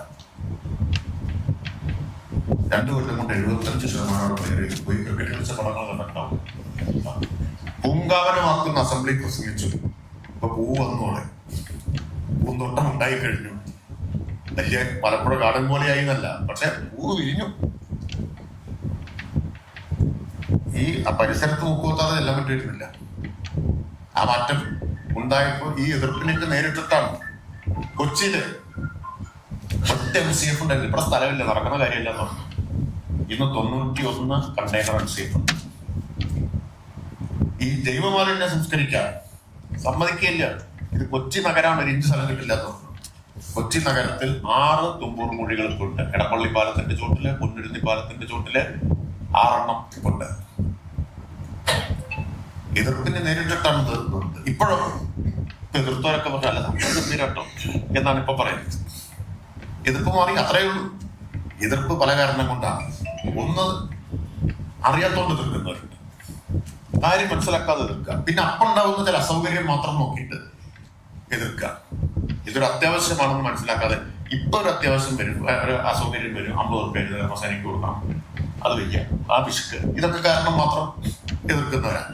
ചിലർ അറിഞ്ഞിട്ട് എതിർക്കുന്നവരുണ്ട്, അവരെ പിന്നെ ബോധ്യപ്പെടുത്താനൊന്നും പറ്റില്ല. പിന്നെ ചിലർ ആദ്യം അറിയാതെ എതിർത്ത് പോകും, പിന്നെ കാര്യമൊക്കെ മനസ്സിലാവുമ്പോൾ സംഗതിയൊക്കെ ശരിയാണ്, പക്ഷെ ഞാൻ ആദ്യം എതിർത്ത് പോയില്ല, ഇനിയിപ്പോ എന്ത് ചെയ്യാൻ പറ്റും, ദുരഭിമാനം, ഇങ്ങനെയൊക്കെയാണ്. പക്ഷെ കുറെ ആളുകൾക്ക് ബോധ്യം വന്നതുകൊണ്ടാണ് ഇത്രയും മാറ്റം ഉണ്ടായത്. ഗവൺമെന്റ് ഒറ്റയ്ക്ക് ചെയ്യാൻ പറ്റില്ല, ജനങ്ങളുടെ പിന്തുണ കൂടി ഉണ്ടായത് കൊണ്ടാണ് കുറെ മാറ്റം വന്നു. ഇപ്പൊ മുഴുവനായിട്ടുമില്ല, അങ്ങനെയൊന്നുള്ള അവകാശമാണല്ലേ. ചിലർ പറയുന്നത് ഗംഭീരമായിട്ടുണ്ട്, അത്രയ്ക്കായിട്ടില്ല എന്ന് എന്റെ അഭിപ്രായം. കുറച്ച് മാറി, കുറച്ച് മാറ്റം വന്നു. മുഴുവനാവണമെങ്കിൽ നിങ്ങളുടെ ഓരോരുത്തരുടെയും സഹകരണം വേണം, ഓരോ വ്യക്തിയുടെയും സഹകരണം വേണം. അല്ലാണ്ട് ഗവൺമെന്റോ മുനിസിപ്പാലിറ്റിയോ മാത്രം വിചാരിച്ചാൽ ശുചിത്വം ഉറപ്പുവരുത്താൻ പറ്റില്ല. ഞാൻ ഇത്ര വിശദമായിട്ട് പറഞ്ഞതെന്താന്ന് വെച്ചാൽ, നിങ്ങള് ബയോ വേസ്റ്റ് ഗണ്യമായിട്ടുണ്ടാക്കുന്ന ബൾക്ക് വേസ്റ്റ് ജനറേറ്റേഴ്സ് എന്ന വിഭാഗത്തിൽപ്പെടുന്നവരാണ്. ബൾക്ക് വേസ്റ്റ് ജനറേറ്റേഴ്സ് നിങ്ങളുടെ സഹകരണം ഉണ്ടായിട്ടുണ്ട്. ആ പെരുമ്പാവൂരിലെ കാര്യം ഇവിടെ പറഞ്ഞു, നിങ്ങൾ ഇങ്ങോട്ട് സമീപിച്ചതാണ് ഗവൺമെന്റിന്. വളരെ സന്തോഷത്തോടു കൂടിയിട്ട് ഞാൻ അതിനെ സ്വീകരിക്കുകയും ശുചിത്വ മിഷനുമായിട്ട് ബന്ധപ്പെടുത്തി തരികയും ചെയ്തു, അല്ലെ. പെരുമ്പാവൂരിലെ ഞങ്ങൾ ഇതിന് ഇങ്ങനെ തയ്യാറാണെന്ന് പറഞ്ഞ് സമീപിച്ച ഏക സംഘടന നിങ്ങളുടെ അത് മറക്കുന്ന പ്രശ്നമില്ല, അത് എല്ലായിടത്തും പറയാറുണ്ടേ. അപ്പൊ ആ പിന്തുണ നിങ്ങളുടെ ഭാഗത്ത് ഉണ്ടായിട്ടുണ്ട്. പക്ഷെ നിങ്ങളുടെ അംഗങ്ങളെ എല്ലാവരെയും ഒന്ന് ബോധവൽക്കരിക്കുന്ന ഈ കാര്യത്തിൽ. നമ്മളിപ്പോ ഇതുപോലുള്ള കാര്യത്തിൽ ഇപ്പോ കച്ചവടക്കാരോട് പറഞ്ഞു ബില്ല് വെക്കണം, ആദ്യം ബില്ല് വെക്കണം എന്ന് പറഞ്ഞു. ഭയങ്കര എതിർപ്പായിരുന്നു. എന്തൊരു കാര്യമാണ് അത് എതിർക്കുന്നതിലുള്ളത്? ഒരു ബില്ല് ഒരു കടയുടെ മുമ്പിൽ വെക്കാൻ എന്താ പ്രശ്നം? എന്താണ് പ്രശ്നം? ഞാൻ കഴിഞ്ഞ ദിവസം ഇങ്ങനെ ഒരു അവധി ദിവസം യാത്ര ചെയ്തുകൊണ്ടിരിക്കുമ്പോൾ കൂട്ടിക്കിടക്കുന്ന ഒരു കടയുടെ മുമ്പിൽ കൂമ്പാരമായ മാലിന്യം. ഞാൻ വണ്ടിയോട് നിർത്തിയിട്ട് ഇറങ്ങിയിട്ട് വെച്ച് ഈ കടറാളായ പാര വിളിച്ച് പറഞ്ഞപ്പോ മന്ത്രി അന്വേഷിക്കുന്നു പറഞ്ഞപ്പോ ഇയാള് ഒരു ഷർട്ടൊക്കെ വരച്ചിട്ട് ഓടി വരികയാണ്. മന്ത്രി എന്തോ സാധനം വാങ്ങാൻ വേണ്ടിയിട്ടാണ് എന്ന് വിളിച്ചത്. ഞാൻ ചോദിച്ചത് എന്താ? അത് സാറേ ഇന്നലെ കട അടച്ചപ്പോ ഒന്ന് അടിച്ച് പുറത്തേക്ക് ഇട്ടതാണ്. ഇതാ പരിപാടി. ഒരു മനസാക്ഷിക്കൊന്നും ഇല്ലാതെ പറഞ്ഞു ഇന്നലെ കട അടക്കുന്ന സമയത്ത് അടിച്ച് പുറത്തേക്ക് ഇട്ടത്. ശരി, ബാക്കി പഞ്ചായത്ത് സെക്രട്ടറിയോട് വരുന്നു. അത് പറയേണ്ടി വരും. അത് ചെയ്യുന്നത് ഒരു സാമൂഹ്യ വിരുദ്ധ പ്രവൃത്തിയാണ്. അത് ഒഴിവാക്കാനാണ് ഒരു കടയുടെ മുന്നിൽ ഒരു ബിന്ന് വെക്കണം എന്ന് പറയുന്നത്. ഇപ്പൊ വിദേശത്തെല്ലാം ചെന്ന് എല്ലാ കടയുടെ മുമ്പിൽ നിർബന്ധമാണല്ലോ ബിന്ന്. കളറാണ്, ഇന്ന കളർ ബിന്ന് കടയുടെ മുമ്പിൽ, പൊതു ബിന്ന് വേറെ, അത് കറുപ്പ്, മറ്റൊന്ന് ചുവപ്പ്, പച്ച, അത് നിർബന്ധമാണ്. നമ്മുടെയൊക്കെ എത്രയോ ബന്ധുക്കളും മക്കളും ഒക്കെ വിദേശത്തുണ്ടാവുമല്ലോ. അവിടെ ചെന്നാൽ നമ്മൾ എല്ലാ നിയമവും പാലിക്കില്ലേ? ഇല്ലേ? തർക്കിക്കാൻ നിൽക്കൂ. തർക്കിച്ച വിവരറിയതാണ്. ഇവിടെ എന്ത് തർക്കമാവാം, അല്ലേ? അവിടെ ചെന്ന നിയമമൊക്കെ നമ്മൾ പാലിക്കുന്നത് മാത്രമല്ല, അത് കേമായിട്ട് പറയുന്നേ. അല്ലെ, നമ്മുടെ നാട് നന്നാവില്ലട്ടോ. അവിടെ കണ്ടല്ലോ നിയമം എന്ന് പറഞ്ഞാൽ നിയമം, അല്ലേ? ചങ്ങരകുട്ടിയിട്ട് ഞാനീ പറഞ്ഞ പോലെ തെറ്റായ കാര്യങ്ങളാണോ?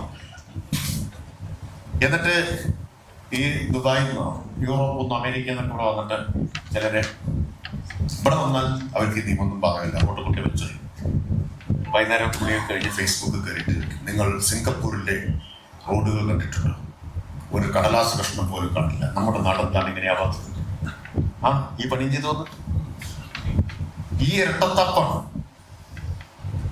നിയമം ഇവിടെ കൊണ്ടുവന്നാൽ എന്തോ ഒരു അന്യായം ചെയ്യുന്ന പോലെയാണ്.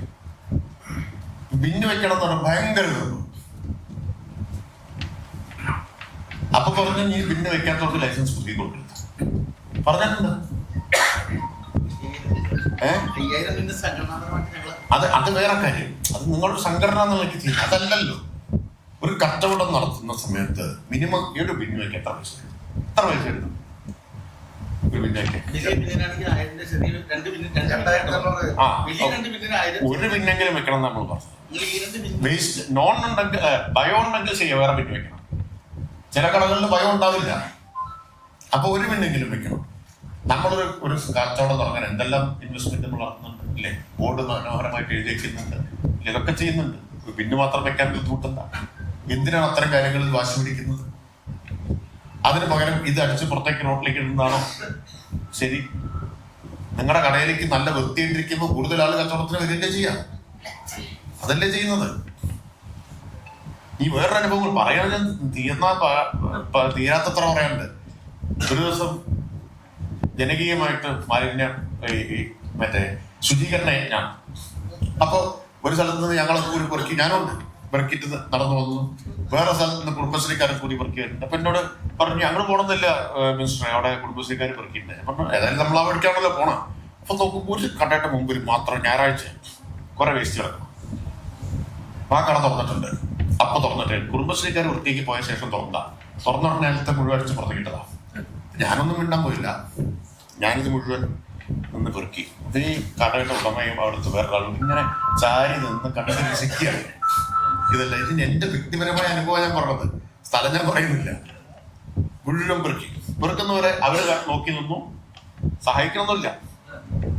ഞാനും എന്റെ കൂടെ ഉണ്ടായിരുന്ന കുറച്ചക്കാരും കൂടി മുഴുവൻ പെറുക്കി ചാക്കിലാക്കി. പെറുക്കി കഴിഞ്ഞപ്പോൾ ഞാൻ എന്റെ ഉള്ളിലേക്ക് കയറിയിട്ട് വിളിച്ചു, ഇത് മുഴുവൻ നിങ്ങളുടെ കടയിൽ പെട്ടതല്ലേ, ഒന്നും വിട്ടതില്ല. ഞാൻ ഇപ്പൊ ഞാൻ വേറൊരു നിർദ്ദേശവും കൊടുക്കുന്നില്ല. ഇനി ആവർത്തിച്ചാൽ നിങ്ങൾക്ക് ഫൈനായിരിക്കും. അത് പറയണ്ടേ? അത് പറഞ്ഞില്ലെങ്കിൽ പിന്നെ എന്നെ എന്തിനു കൊള്ളു? വേണ്ടേ? നിങ്ങൾ ചോദിക്കൂ, നിങ്ങൾ ചിന്തിക്കൂ. ഇത് ഒഴിവാക്കണമെന്നേ പറയുന്നുള്ളൂ, ഇത് ചെയ്യരുത് എന്നാണ് പറയുന്നത്. ഇപ്പൊ സർക്കാരിനോ പഞ്ചായത്ത് മുനിസിപ്പാലിറ്റിയോ മാത്രം വിചാരിച്ചാൽ നടക്കുന്ന കാര്യമല്ല. ഓരോ വ്യക്തിയും സഹകരിച്ചാലേ പറ്റൂ. വേറെ അനുഭവം കല്യാണ സ്ഥലത്ത് നിന്നുണ്ടായി. വേദിയിൽ നിന്ന് താഴേക്ക് നോക്കുമ്പോൾ വലിയ കല്യാണം നോക്കുമ്പോൾ താഴെ മുഴുവൻ ഈ ഡിസ്പോസബിൾ ഗ്ലാസ്, പ്ലേറ്റ്, ഐസ്ക്രീം പകുതി കഴിച്ചത്, അതിന്റെ സ്പൂണ് ചെതറി കിടക്കുക, അറപ്പ് തോന്നിക്കുന്ന കാഴ്ച. അപ്പൊ ഞാൻ ഇറങ്ങിയിട്ട് എന്തെന്ന് വെച്ചാൽ ഞാൻ വിചാരിച്ചു, ഞാനിത് പെറുക്കാൻ തുടങ്ങിയാൽ ഇതിട്ടവർക്കെല്ലാം വലിയ മനസാക്ഷി കുത്തും നാണക്കേടും തോന്നിയിട്ട് അവരെല്ലാം സ്വയം പെറുക്കും എന്ന് വിചാരിച്ചു. അപ്പൊ ഞാനിത് സങ്കടം ഈ സങ്കടമൊക്കെ എവിടെയെങ്കിലും ഒന്ന് പറയുന്നത്. അപ്പോ വിമർശിക്കുക മാത്രമല്ല, ഒരു മാതൃക കാണിച്ചാൽ പിന്തുടരും എന്നാണ് വിചാരിച്ചത്. ഞാനിത് പെറുക്കാൻ തുടങ്ങി. ഞാൻ ഞെട്ടിപ്പോയ കാര്യം എന്താ അറിയോ? മുഴുവൻ ആൾക്കാരും ചെയ്തത് ഫോൺ എടുത്തിട്ട് വീഡിയോ എടുക്കുക. മന്ത്രി പെറുക്കിയായതിന്റെ ഒരു വീഡിയോ. അപ്പൊ എനിക്ക് ദേഷ്യം വന്നു. അപ്പൊ ഞാൻ അവിടെ ഇട്ടു, നേരെ സ്റ്റേജിലേക്ക് കയറി. ഇപ്പോ ഗാനമേള നടക്കാൻ മൈക്ക് വാങ്ങി കഴിഞ്ഞിട്ട് പാടാന്ന് പറഞ്ഞു. ഒരു പ്രസംഗം ഇതേപോലെ കല്യാണം ഓഡിറ്റോറിയത്തിൽ നടത്തി. ഇനി അല്പം ഒരു ലജ്ജ ഉണ്ടെങ്കിൽ അടുത്ത തവണ ഇത് ചെയ്യാതിരിക്കും. ഇത് ലോകത്ത് വേറെ ഏതെങ്കിലും ഒരു പരിഷ്കൃത സമൂഹത്തിൽ ഇങ്ങനെ പെരുമാറും ഇല്ലെന്നെ അനുഭവം. ഒരു പരിഷ്കൃത സമൂഹത്തിലും ഇങ്ങനെ പെരുമാറില്ല. പക്ഷെ മലയാളി തന്നെ അവിടെ പോയാൽ ചെയ്യില്ല. വേറെ എവിടെയും ഇങ്ങനെ ചെയ്യില്ല കേട്ടോ. ചെയ്യില്ല എന്ന് മാത്രമല്ല, അവിടുത്തെ നിയമത്തെയും അവിടുത്തെ സംവിധാനത്തെയും പുകഴ്ത്തുകയും ചെയ്യും ഇവിടെ വന്നിട്ട്. അതാണ് തീരെ സഹിക്കാൻ പറ്റാത്ത കാര്യം. ഇവിടെ വന്നിട്ട് അത് പുകഴ്ത്തും, അതിന് നേരെ വിപരീതമായിട്ട് പെരുമാറും. ഈ രീതി മാറേണ്ടത് നമുക്ക് എല്ലാവർക്കും ആവശ്യമാണ്. നാളെ നമുക്കിവിടെ ജീവിക്കും. കുട്ടികൾ അങ്ങനെയല്ല കേട്ടോ, അത് വ്യത്യാസമുണ്ട്. ഇപ്പൊ എന്നോട് ഒരനുഭവം ഇപ്പൊ പറഞ്ഞു, ആരായിട്ട് പറഞ്ഞതിനൊക്കെ പ്രധാനപ്പെട്ട ഒരാളാ പറഞ്ഞു. ഏതോ ഒരു അംഗൻവാടിയിൽ കുട്ടികൾക്ക് എന്തോ ഇത് കൊടുക്കാൻ വേണ്ടി പോയി. അപ്പൊ ആദ്യം ചോക്ലേറ്റ് കൊടുത്തു.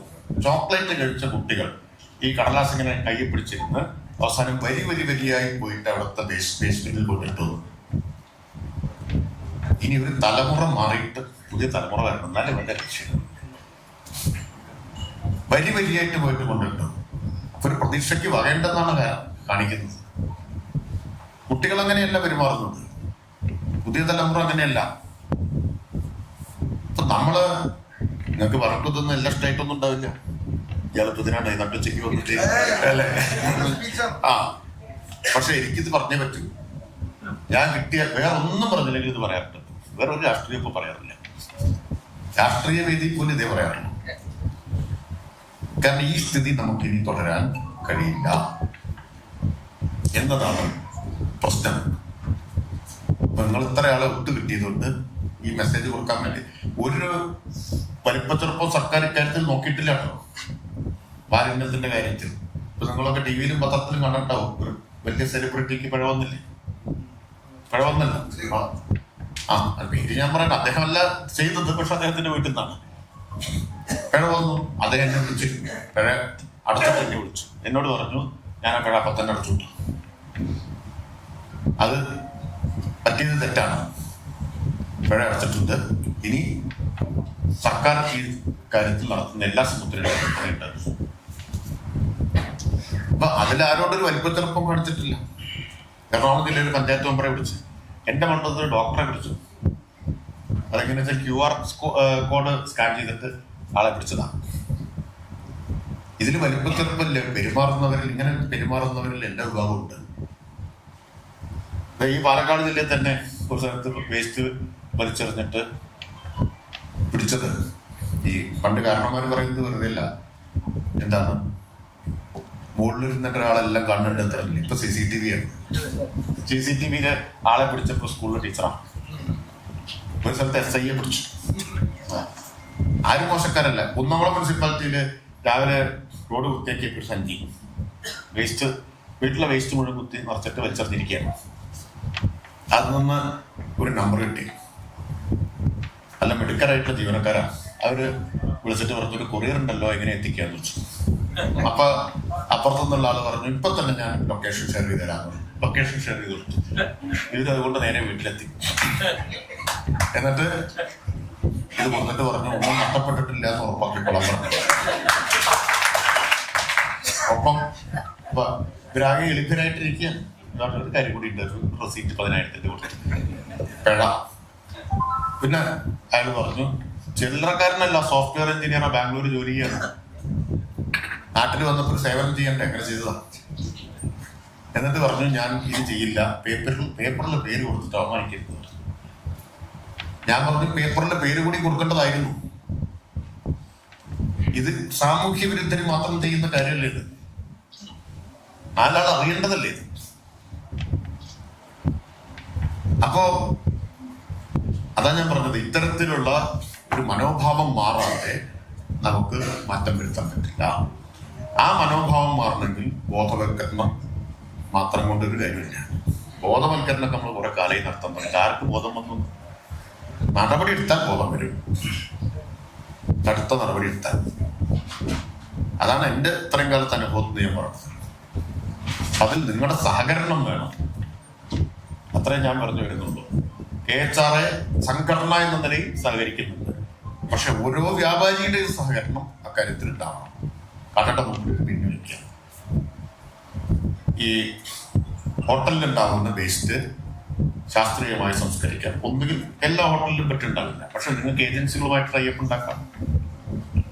ഏജൻസി ശുചിത്വ മിഷൻ അംഗീകരിച്ചവരും എംപാനൽ ചെയ്തവരും ആണെന്ന് മാത്രമേ ഉള്ളൂ.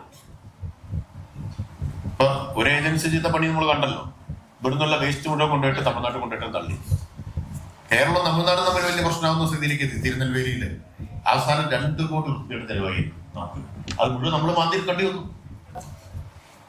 അത് മുഴുവൻ ക്ലീൻ കേരള കമ്പനി പോയി മാന്തിയെടുത്ത് തിരിച്ച് കേരളത്തിൽ കൊണ്ടുവന്ന് സംസ്കരിക്കേണ്ടി വന്നു. നാണക്കേടും മാനക്കേടും, അതിന് പുറമെ കാശ് നഷ്ടം വേറെ. ബ്ലാക്ക് ലിസ്റ്റ് ചെയ്തു ആ കമ്പനി. ഇത് നമ്മുടെ മാത്രം പ്രശ്നം. ഹൈക്കോടതി എല്ലാ ആഴ്ചയും കേസ് കേട്ടുകൊണ്ടിരിക്കുകയാണ്. അതുകൂടി നിങ്ങൾ മനസ്സിലാക്കണം. ഹൈക്കോടതി എല്ലാ ആഴ്ചയും കേസ് കേട്ടുകൊണ്ടിരിക്കുകയാണ്. മാലിന്യമുക്തത്തിന്റെ കാര്യത്തിൽ സർക്കാർ സ്വീകരിക്കുന്ന നടപടിയുണ്ട്. വീഴ്ച വരുത്തുന്ന സെക്രട്ടറിമാർക്ക് ശമ്പളം കൊടുക്കരുതെന്ന് ഹൈക്കോടതി പറഞ്ഞിട്ടുണ്ട്. ഗ്രീൻ ട്രൈബ്യൂണലിന്റെ കേസ് വേറെ, മറ്റ് സംസ്ഥാനങ്ങൾ സ്വീകരിക്കുന്ന നടപടികൾ വേറെ. ഈ സാഹചര്യത്തിൽ നമുക്കിതിനൊരു മാറ്റം വരുത്തിയേ പറ്റൂ. കുറെ മാറ്റം ഉണ്ടായിട്ടുണ്ട്. പൂർണ്ണതയിലെത്തിക്കാൻ നിങ്ങൾ എല്ലാവരും സഹകരിക്കണം എന്ന് ഞാൻ വിനീതമായിട്ട് അഭ്യർത്ഥിക്കുകയാണ്. അല്ലാതെ ഇതെന്തോ വാശിയുടെ പ്രശ്നമൊന്നുമല്ല, അങ്ങനെ കാണരുത്. നമുക്ക് ചെയ്യാതിരിക്കാനും പറ്റില്ല. അപ്പോൾ ചെയ്യാതെ വരുമ്പോൾ നമുക്ക് കർശനമായിട്ട് നടപ്പാക്കേണ്ടി വരും. അപ്പൊ ചിലപ്പോൾ കുറച്ചൊരു ഗോഷ്ടി പ്രയോഗിക്കേണ്ടി വരും. സഹകരണം ഉണ്ടെങ്കിൽ അതും ഒഴിവാക്കാം. നമുക്ക് ചെയ്യാതിരിക്കാൻ പറ്റില്ല. സർക്കാരിന്റെ വാശി കൊണ്ടല്ല ഇത്, മുനിസിപ്പാലിറ്റിക്കോ പഞ്ചായത്തിനോ വാശി ഉണ്ടായിട്ടുമല്ല. അങ്ങനെയൊന്നും അല്ല അതിനെ കാണേണ്ടത്. ഇത് അനിവാര്യമായൊരു കാര്യമാണ് എന്ന് നിലയ്ക്കാം. ശരി, അപ്പൊ പിന്നെ നിങ്ങളുടെ പ്രശ്നം ഇപ്പോ ലൈസൻസ് കിട്ടുക എന്നുള്ളതാണല്ലോ. കേട്ടില്ല? തട്ടുകട എന്തിന് വ്യാപിക്കുന്നുണ്ട്. നമ്മളതില് ഈ തെരുവ് കച്ചവടത്തിന്റെ പ്രശ്നം പൊതുവിലുണ്ട്. തെരുവ് കച്ചവടത്തെ പാർലമെന്റ് പാസാക്കിയ നിയമത്തിന്റെ അടിസ്ഥാനത്തിൽ റെഗുലേറ്റ് ചെയ്യാനുള്ള നടപടി സ്വീകരിക്കണമെന്ന് നിർദ്ദേശം കൊടുത്തിട്ടുണ്ട്. ആ നിയമപ്രകാരം റെഗുലേറ്റ് ചെയ്യുക, അവർക്ക് പ്രത്യേക മേഖല നിശ്ചയിച്ചു കൊടുക്കുക തുടങ്ങിയിട്ടുള്ള കാര്യങ്ങൾ. പിന്നെ ഈ ശുചിത്വ മാനദണ്ഡങ്ങളെല്ലാം അവർക്കും ബാധകം തന്നെയാണ്. അതെല്ലാം തട്ടുകടയാണ് എന്ന് പറഞ്ഞിട്ട് ഇതൊന്നും പാലിക്കേണ്ട, അത് പറയാൻ പറ്റില്ല. അത് ഏറ്റവും കൂടുതൽ ശ്രദ്ധിക്കേണ്ടതാണ്. അപ്പൊ അത്തരം കാര്യങ്ങളൊക്കെ നിയമപ്രകാരം റെഗുലേറ്റ് ചെയ്യാൻ നിർദ്ദേശം കൊടുത്തിട്ടുണ്ട്. അതൊരു പ്രധാന പ്രശ്നമായിട്ട് തന്നെ കാണുന്നുണ്ട്. അവരുടെ ഉപജീവനം മുട്ടിക്കുക എന്നുള്ളതല്ല, പക്ഷെ നിയമമുണ്ടല്ലോ. ഇപ്പോൾ പെൻഡിങ് സോണുകൾ ഒക്കെ നിശ്ചയിച്ചുകൊണ്ടുള്ള നടപടികൾ സ്വീകരിക്കാൻ നിർദ്ദേശിക്കുകയും ഇക്കാര്യത്തിൽ പ്രസിഡന്റ് പറഞ്ഞ കാര്യത്തിൽ അവസാനം ഞങ്ങൾ വിചാരിക്കും വിളിച്ചതൊരു കാര്യത്തിന് പറഞ്ഞത് കൂടെ വേറൊരു കാര്യം. അതിപ്പോ എവിടെ പോയാലും ഞാൻ അങ്ങനെയാണ് പറയാറുള്ളത്. ഏത് കാര്യമാണെങ്കിലും ഏത് യോഗമാണെങ്കിലും ഇത് പറഞ്ഞിട്ടേ ബാക്കിയൊക്കെ പറയുള്ളൂ.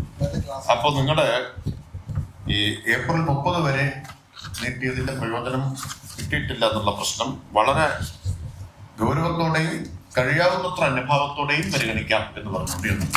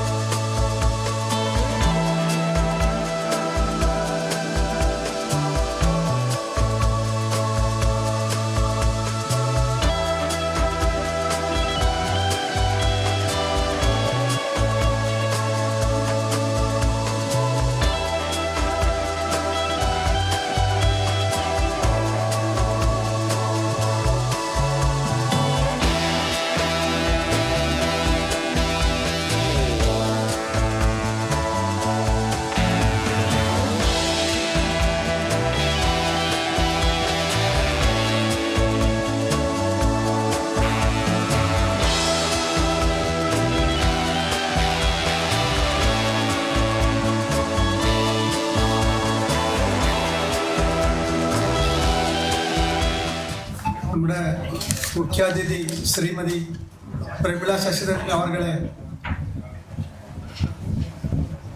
സംസാരിക്കുന്നതിന് വേണ്ടി ക്ഷണിച്ചുകൊള്ളു. എല്ലാവർക്കും നമസ്കാരം. കേരള ഹോട്ടൽ ആൻഡ് റെസ്റ്റോറൻറ്റ് അസോസിയേഷൻ്റെ സുരക്ഷാ പദ്ധതി ധനസഹായ വിതരണത്തെ അധ്യക്ഷത വഹിക്കുന്ന KHRA ജില്ലാ പ്രസിഡന്റായിട്ടുള്ള ശ്രീമാൻ C. സന്തോഷ് അവർകൾ, സ്വാഗതം ആശംസിച്ച ശ്രീ വസീലുർ റഹ്മാൻ, ഈ പദ്ധതിയുടെ ഔപചാരികമായി ഉദ്ഘാടനം ചെയ്ത പാലക്കാടിൻ്റെ പ്രിയങ്കരനായ ഭൂതദ്ദേശ ഭരണ എക്സൈസ് വകുപ്പ് മന്ത്രി മാന്യൻ വി രാജേഷ് അവർ, വിശിഷ്ട സാന്നിധ്യത്തിലൂടെ എത്തിയിട്ടുള്ള നമ്മൾക്ക് ഏവർക്കും പ്രിയങ്കരനായിട്ടുള്ള പത്മശ്രീ മട്ടന്നൂർ ശങ്കരൻകുട്ടിമാരാർ, മറ്റു രീതിയിലിരിക്കുന്ന KHRAയുടെ ഭാരവാഹികളായ സംസ്ഥാന വർക്കിംഗ് പ്രസിഡന്റ് ബിജുലാൽ, അതുപോലെ തന്നെ സംസ്ഥാന വൈസ് പ്രസിഡന്റ് സുഗുണൻ, ഈ പദ്ധതിയിലെ വിശദീകരണം നടത്തിയ KHRA സംസ്ഥാന പ്രസിഡന്റായിട്ടുള്ള ജയപാലൻ അവർക്ക്, മറ്റു വേദിയിലിരിക്കുന്ന KHRAയുടെ സംസ്ഥാന സെക്രട്ടറി പ്രസിഡന്റുമാർ, സദസ്സിലിരിക്കുന്ന എൻ്റെ സ്നേഹമുള്ള സഹോദരി സഹോദരന്മാരെ, ഈ ഒരു KHRAയുടെ സുരക്ഷാ പദ്ധതിയുടെ ധനസഹായം തുടങ്ങുന്ന സമയത്തും ഞാൻ ആ വേദിയിൽ ഉണ്ടായിരുന്നു. വളരെയധികം സന്തോഷത്തോടുകൂടിയാണ് അന്ന് ആ പരിപാടി ഉദ്ഘാടനം ചെയ്തത്. അന്ന് രാജേഷും ഞാനും ഉണ്ടായിരുന്നു. തീർച്ചയായിട്ടും നമുക്ക് എല്ലാവർക്കും അറിയാം, ഒരു കുടുംബത്തിൽ ഒരാൾ അകാലമായി മരണപ്പെട്ട് കഴിഞ്ഞാൽ അവരെ സഹായിക്കുന്നതിന് വേണ്ടിയിട്ട് KHRA ഇത്തരത്തിലൊരു പദ്ധതി രൂപീകരിച്ചത് തന്നെ ഒരു ആ കുടുംബത്തിനൊരു താങ്ങും തണലുമായിട്ട് നിൽക്കുന്നതിന് വേണ്ടിയിട്ടാണ്. തീർച്ചയായിട്ടും നമുക്കറിയാം, ഈ കഴിഞ്ഞ ദിവസങ്ങളിൽ, ഈ കഴിഞ്ഞ കാലഘട്ടങ്ങളിൽ നടന്നു വന്ന ഒരുപാട് പേരെ സഹായിക്കാൻ KHRAക്ക് സഹായിച്ചിട്ടുണ്ട്. അതിന് തീർച്ചയായിട്ടും എങ്ങനെ നന്ദി പറയണമെന്ന് അറിയില്ല. കാരണം എന്താ വെച്ചാൽ, ഒരു 100 രൂപ കളക്ട് ചെയ്യണ ഒരു അംഗമായി ചേരുന്നതിന് 3000 രൂപയും 100 രൂപ കളക്ഷനും കൊണ്ടാണ് ഒരു കുടുംബത്തിൽ ഒരാൾ മരണപ്പെട്ട് കഴിഞ്ഞാൽ 10 ലക്ഷം രൂപ കൊടുക്കുന്നത്. തീർച്ചയായിട്ടും നമ്മളെ സംബന്ധിച്ചിടത്തോളം അത് നല്ലൊരു എമൗണ്ട് ആയിട്ടാണ് നമ്മൾ കാണുന്നത്, അല്ലെ? ഒരു സഹായം, ഒരു എമൗണ്ട് മാത്രമല്ല, ആ ഒരു സമയത്ത് കിട്ടുന്ന ഒരു വലിയൊരു സന്തോഷവും ആ കുടുംബത്തിനെ നിങ്ങൾ എല്ലാവരും അംഗീകരിക്കുന്നു എന്നുള്ള രീതിയിലാണ് ആ ഒരു സഹായം അവിടെ എത്തിക്കുന്നത്. സദസ്സിലുമുള്ള എല്ലാവർക്കും നമസ്കാരം. ആദരണീയ മന്ത്രി എന്നോട് ചോദ്യം ചോദിച്ചു, എന്താണ് ശങ്കരൻ, എന്നെങ്ങനെയാണ് വിളിക്കാറ്? ശങ്കരൻ എന്താണ് KHRAയിട്ടുള്ള ബന്ധം? ഞാൻ ഉടനെ പറഞ്ഞ, കേരളത്തിൽ കാസർഗോഡ് തലപ്പാടി മുതൽ നെയ്യാറ്റിൻകര വരെ എല്ലാ ഹോട്ടലിലും പോയി ഭക്ഷണം കഴിക്കുന്ന ഒരാളാണ് ഞാൻ. അതാണ് എനിക്ക് പിന്നെ ഇതിനെന്നെ ക്ഷണിച്ച കുന്നംകുളത്തുള്ള ഒരു നായർ ഹോട്ടൽ, സുന്ദരൻ എന്ന് വിളിക്കും, പേര് നാരായണൻ എന്നാണ്. അദ്ദേഹം മുഖാന്തരമാണ് ഞാൻ ഈ KHRAയിൽ ഒരു അംഗം എന്ന് പറഞ്ഞാൽ നിങ്ങളത് എന്നെ ചേർപ്പില്ല, എങ്കിലും ഞാൻ സ്വയം അംഗമായിട്ട് ഞാൻ സ്വയം പ്രഖ്യാപിച്ചൊരു വിഷയമാണ്. KHRA എവിടെ ഏതെല്ലാം രീതിയിൽ പോകും, അവിടെയെല്ലാം പോവുക, അവരെയൊക്കെ കാണുക. രാജവേട്ടൻ പാലക്കാടുന്ന രാജവേട്ടൻ കാണണം, പെരുമ്പാവൂർ പോയാൽ അദ്ദേഹത്തിനെ കാണണം, അങ്ങനെ പയ്യന്നൂർ പോയാൽ പൊതുവാളെ കാണണം. ഈ KHRAയിൽ ബന്ധപ്പെട്ടതിന് ശേഷം എല്ലാ സ്ഥലത്ത് പോയാലും ആത്മാർത്ഥമായിട്ട് പറഞ്ഞ ഭക്ഷണത്തിന് യാതൊരു പ്രശ്നമില്ല. മനുഷ്യന്റെ പ്രധാന ആവശ്യം ഭക്ഷണം, വസ്ത്രം, പാർപ്പിടം, ഭക്ഷണമാണ് ആദ്യം വേണ്ടത് എന്നാണ് എൻ്റെ ഉറച്ച വിശ്വാസം. ബാക്കിയെല്ലാം അതിന് ശേഷമുള്ളൂ. ദാഹം വരുമ്പോൾ ഒരു തുള്ളി വെള്ളവും, വിശപ്പ് വരുമ്പോൾ ഒരു ഭക്ഷണവും. ഇതിവിടെ മന്ത്രിവല്ല, ലോകത്തിലെല്ലാവർക്കും വേണ്ട ഈ 2 സാധനമാണ്. പിന്നെ അതിൻ്റെ ഏറ്റക്കുറച്ചിൽ, അതെങ്ങനെയൊക്കെ നിർവഹിക്കണം, അത് ചില സ്വയം തീരുമാനങ്ങൾ. നമ്മൾ ഈ പറഞ്ഞ ഒരുപാട് വിഷയങ്ങൾ നഗരസഭാ ചെയർമാൻ ഉൾപ്പെടെ ഇവിടെ പറഞ്ഞു, അവർക്ക് ചില പ്രത്യേകതയുണ്ട്, അവർക്ക് ചില വിഷമങ്ങളുണ്ട്, അതുകൊണ്ട് ചെയ്യാൻ പറ്റുന്നില്ല. ഓരോ ആർക്കും അതിൻ്റെതായ വിഷമങ്ങൾ. കൂട്ടുകാരനായ എനിക്ക് എന്തൊക്കെ വിഷമമുണ്ട് അറിയാം. ചെണ്ട വലിക്കണം, ചെണ്ട എടുക്കണം, കൊണ്ട് നടക്കണം, ആൾക്കാരെ മുമ്പിൽ ചിരിച്ചു കൊണ്ട് കൊട്ടണം, എന്നാൽ മാത്രമേ നമ്മുടെ ജീവിതം കഴിയുള്ളൂ. അതുമാതിരി ഏറ്റെടുത്ത പ്രവൃത്തികൾ കൃത്യമായും സത്യസന്ധമായും നടത്തുകയാണെങ്കിൽ ഒരു വിഷമം ലോകത്തിൽ ഉണ്ടാവില്ല എന്ന് കൃത്യമായിട്ട് രാജ്യസഞ്ചാരം കൊണ്ട് പഠിച്ചൊരു ചെറുപ്പക്കാരനാണ് ഞാൻ. അതുകൊണ്ടാണ് മന്ത്രി പറഞ്ഞത്, ശങ്കരേട്ടൻ പറയാം, ഇതൊരു സത്യമായ വിഷയമാണ്. ആദ്യം നമ്മുടെ വീട്ടിൽ തന്നെ ചെയ്യാറുള്ളത്. ചെപ്പളശ്ശേരി നഗരസഭയുടെ മാലിന്യത്തിന്റെ അതിന്റെ നിർമ്മാർജ്ജനത്തിന്റെ ചെയർമാനാണ് ഞാൻ. എൻ്റെ വീട്ടിലും കിട്ടിയിട്ടുണ്ട് ഇതൊക്കെ ഇടാനുള്ള സാധനം. ദിവസേന ഞാൻ പോയി നോക്കും, ഇതൊക്കെ അതിൽ തന്നെയാണോ നിക്ഷേപിക്കുന്നത്. ഇതെല്ലാവരും സ്വയം ഏറ്റെടുത്ത് ചെയ്ത് കഴിഞ്ഞാൽ ഇവിടെ ഒരു ഗവൺമെന്റും വേണ്ട എന്നാണ് എനിക്ക് പറയാൻ. നമ്മൾ സ്വയം അതിന് തയ്യാറാവണം. ആ തയ്യാറ് നമ്മൾ സ്വയം തയ്യാറാവണം. അതുപോലെ എല്ലാ രക്ഷിതാക്കളും അവനവന്റെ കുട്ടികളെ അതിന് പ്രാപ്തമാക്കുകയും കൂടി വേണം. അതൊക്കെയാണ് ആ വിഷയത്തിൽ പറയാനുള്ളത്. ഇത് അത്തരം ചർച്ചകളിലേക്ക് ഞാൻ കിടക്കണ്ട എന്ന് എനിക്കറിയാം. എങ്കിലും കെ ചാറയുടെ ഈ ഒരു പ്രവർത്തനം തങ്ങളുടെ കൂടെ നിൽക്കുന്നവരുടെ പ്രയാസങ്ങൾ മനസ്സിലാക്കിക്കൊണ്ട് ഏതെല്ലാം രീതിയിൽ അവരെ സഹായിക്കാൻ പറ്റും അതിൻ്റെ ഒരു ഉത്തമ തെളിവാണ് ഇന്നിവിടെ കൊടുത്ത സഹായധനം. ഇത് കൃത്യമായിട്ട് പ്രാബല്യത്തിൽ കൊണ്ടുവരാൻ പറ്റുമോ എന്ന് വാദ്യകലാകാരന്മാർക്ക് ഒരു പരീക്ഷണം നടത്താനുള്ള മാർഗം കൂടിയായിട്ടാണ് ഞാനിത് മനസ്സിലാക്കുന്നത്. കേരളത്തിലുള്ള വാദ്യകലാകാരന്മാർക്ക് എന്തുകൊണ്ട് ഇത്തരം പ്രവർത്തനത്തിൽ പങ്കെടുക്കുക, അതിന് പ്രത്യേക ഒരു സംഘടനയുണ്ട്. ആ സംഘടനയ്ക്ക് കൂടെ എനിക്ക് ചെയ്യാൻ പറ്റുന്ന ചില പാഠങ്ങൾ കൂടിയാണ് ഞാനിപ്പോൾ പഠിച്ചിട്ടുള്ളത്. എന്തായാലും ഇതിന് ക്ഷണിച്ച ഇതിൻ്റെ സംഘാടകരോട് ഒരുപാട് സന്തോഷവും നന്ദിയും ഉണ്ട്. മറ്റൊരു കാര്യം, ഇത്തരം വിഷയങ്ങൾ അത് കേരളത്തിൽ എവിടെ വരികയാണെങ്കിൽ കെ ചാറയുടെ വിഷയം കേരളത്തിൽ എവിടെ വരികയാണെങ്കിലും ജയപാൽ സാറോട് പ്രത്യേകം പറയാം, എവിടെയായാലും എന്നെ ക്ഷണിക്കണം. പ്രധാനമായിട്ടുള്ളൊരു ചടങ്ങോ ഇതൊന്നും ആവശ്യമില്ല. നിങ്ങളുടെ കൂടെ ഒരു മെമ്പർ ആ മെമ്പർഷിപ്പ് തന്നിട്ടില്ലെങ്കിൽ കുഴപ്പമില്ല, ഞാൻ സ്വയം പ്രഖ്യാപിക്കുന്നു. അതുകൊണ്ട് കേരളത്തിൽ കെ ചാറയുടെ പ്രവർത്തനം ഏതെല്ലാം സ്ഥലത്ത് എപ്പോഴെല്ലാം നടക്കുന്നു ആ സമയത്തൊക്കെ അതിൻ്റെ സംഘാടകർ കൃത്യമായിട്ട് എന്നെ വിവരം അറിയിക്കാൻ ഒരു വിധം നിവൃത്തിയുണ്ടെങ്കിൽ ഞാൻ അവിടെ എത്തി നിങ്ങളെ പരമാവധി ബുദ്ധിമുട്ടിക്കാത്ത തരത്തിൽ തിരിച്ചു പോകും എന്ന ഉറപ്പും കൂടി ഞാൻ നൽകിയാണ്. എനിക്ക് 6 മണിക്ക് ഇന്ന് പാവറട്ടിയൊരു പള്ളിയിലൊരു മേളം കൊട്ടാനുണ്ട്. അതുകൊണ്ട് ഇവിടെ വരണം എന്ന് എൻ്റെ നിർബന്ധമാണ്. പ്രത്യേകിച്ച് നമ്മുടെ റഹ്മാൻ സാർ, പാലക്കാട് റഹ്മാൻ സാർ ഒന്ന് എന്തായാലും മന്ത്രിയുടെ ഡേറ്റ് നോക്കി കിട്ടിയാൽ ഉടനെ വിവരം അറിയിക്കും. അത് കൃത്യമായിട്ട് ഇന്ന് 2 മണിക്ക് ഇവിടെ തുടങ്ങും എന്നാണ് പറഞ്ഞത്. 1:50 തന്നെ ഞാനിവിടെ എത്താനുള്ള പാകത്തിൽ വന്നപ്പോൾ പ്രിയപ്പെട്ട റഹ്മാൻ വിളിച്ചു പറഞ്ഞു 2:50 ശേഷമേ ഇവിടെ പ്രവേശനമുള്ളൂ. 1 മണിക്കൂർ ഞാൻ പുറത്ത് നില്ല, വളരെ രാജ്യത്തോടെ പോയി അദ്ദേഹം ഊണ് കഴിക്കാൻ നിൽക്കുന്നതെന്നാണ് തുടങ്ങാറായി. അങ്ങനെ ഇവിടെ എത്തി കൃത്യസമയത്ത് തന്നെ എത്തിയിട്ട് ഈ കൃത്യത എല്ലാ വിഷയത്തിലും എല്ലാവരും പാലിച്ചു കഴിഞ്ഞാൽ നമ്മുടെ രാജ്യം സ്വർഗമായി മാറും. അവിടെയാണ് കേരളത്തിൻ്റെ പ്രത്യേകിച്ച് ടൂറിസം കൺട്രി എന്നുള്ള പേര് വരണമെങ്കിൽ ഈ വിഷയങ്ങൾ എല്ലാവരും പാലിക്കണം. ഞാൻ ഉൾപ്പെടെ അതിന് പ്രതിജ്ഞയെടുക്കാം. കെ ചാറയ്ക്ക് എല്ലാ സംസ്ഥാന വർക്കിംഗ് പ്രസിഡന്റ് ശ്രീ ബിജുലാൽ അവരുടെ നമ്മെ അഭിസംബോധന ചെയ്ത് സംസാരിക്കുന്നതിന് വേണ്ടി ഏറെ സന്തോഷത്തോടുകൂടി വേദിയിലും സദസ്സിലുമുള്ള വിശിഷ്ട വ്യക്തികളെ ദീർഘമായിട്ടുള്ള ഒരു പ്രസംഗത്തിനൊന്നും മുതിരുന്നില്ല. എന്ത് തന്നെയായാലും കെ ചാറയുടെ ഓരോ അംഗത്തിനെയും ചേർത്ത് പിടിച്ചുകൊണ്ട് ശങ്കരേട്ടനോട് സൂചിപ്പിച്ച പോലെ ഓരോ സംഘടനയിൽപ്പെട്ട ഓരോ അംഗത്തിൻ്റെയും കുടുംബത്തിൻ്റെ സംരക്ഷണം ഏറ്റെടുത്തുകൊണ്ട് കെ ചാർ എന്ന സംഘടന ഏറ്റെടുത്ത ഈ ചരിത്ര ദൗത്യം വിജയകരമായി മുന്നോട്ട് പോയിക്കൊണ്ടിരിക്കുകയാണ്. വളരെ കൃത്യതയോടുകൂടി തന്നെ അതിൻ്റെ ധനസഹായ വിതരണം നടന്നുകൊണ്ടിരിക്കുകയാണ്.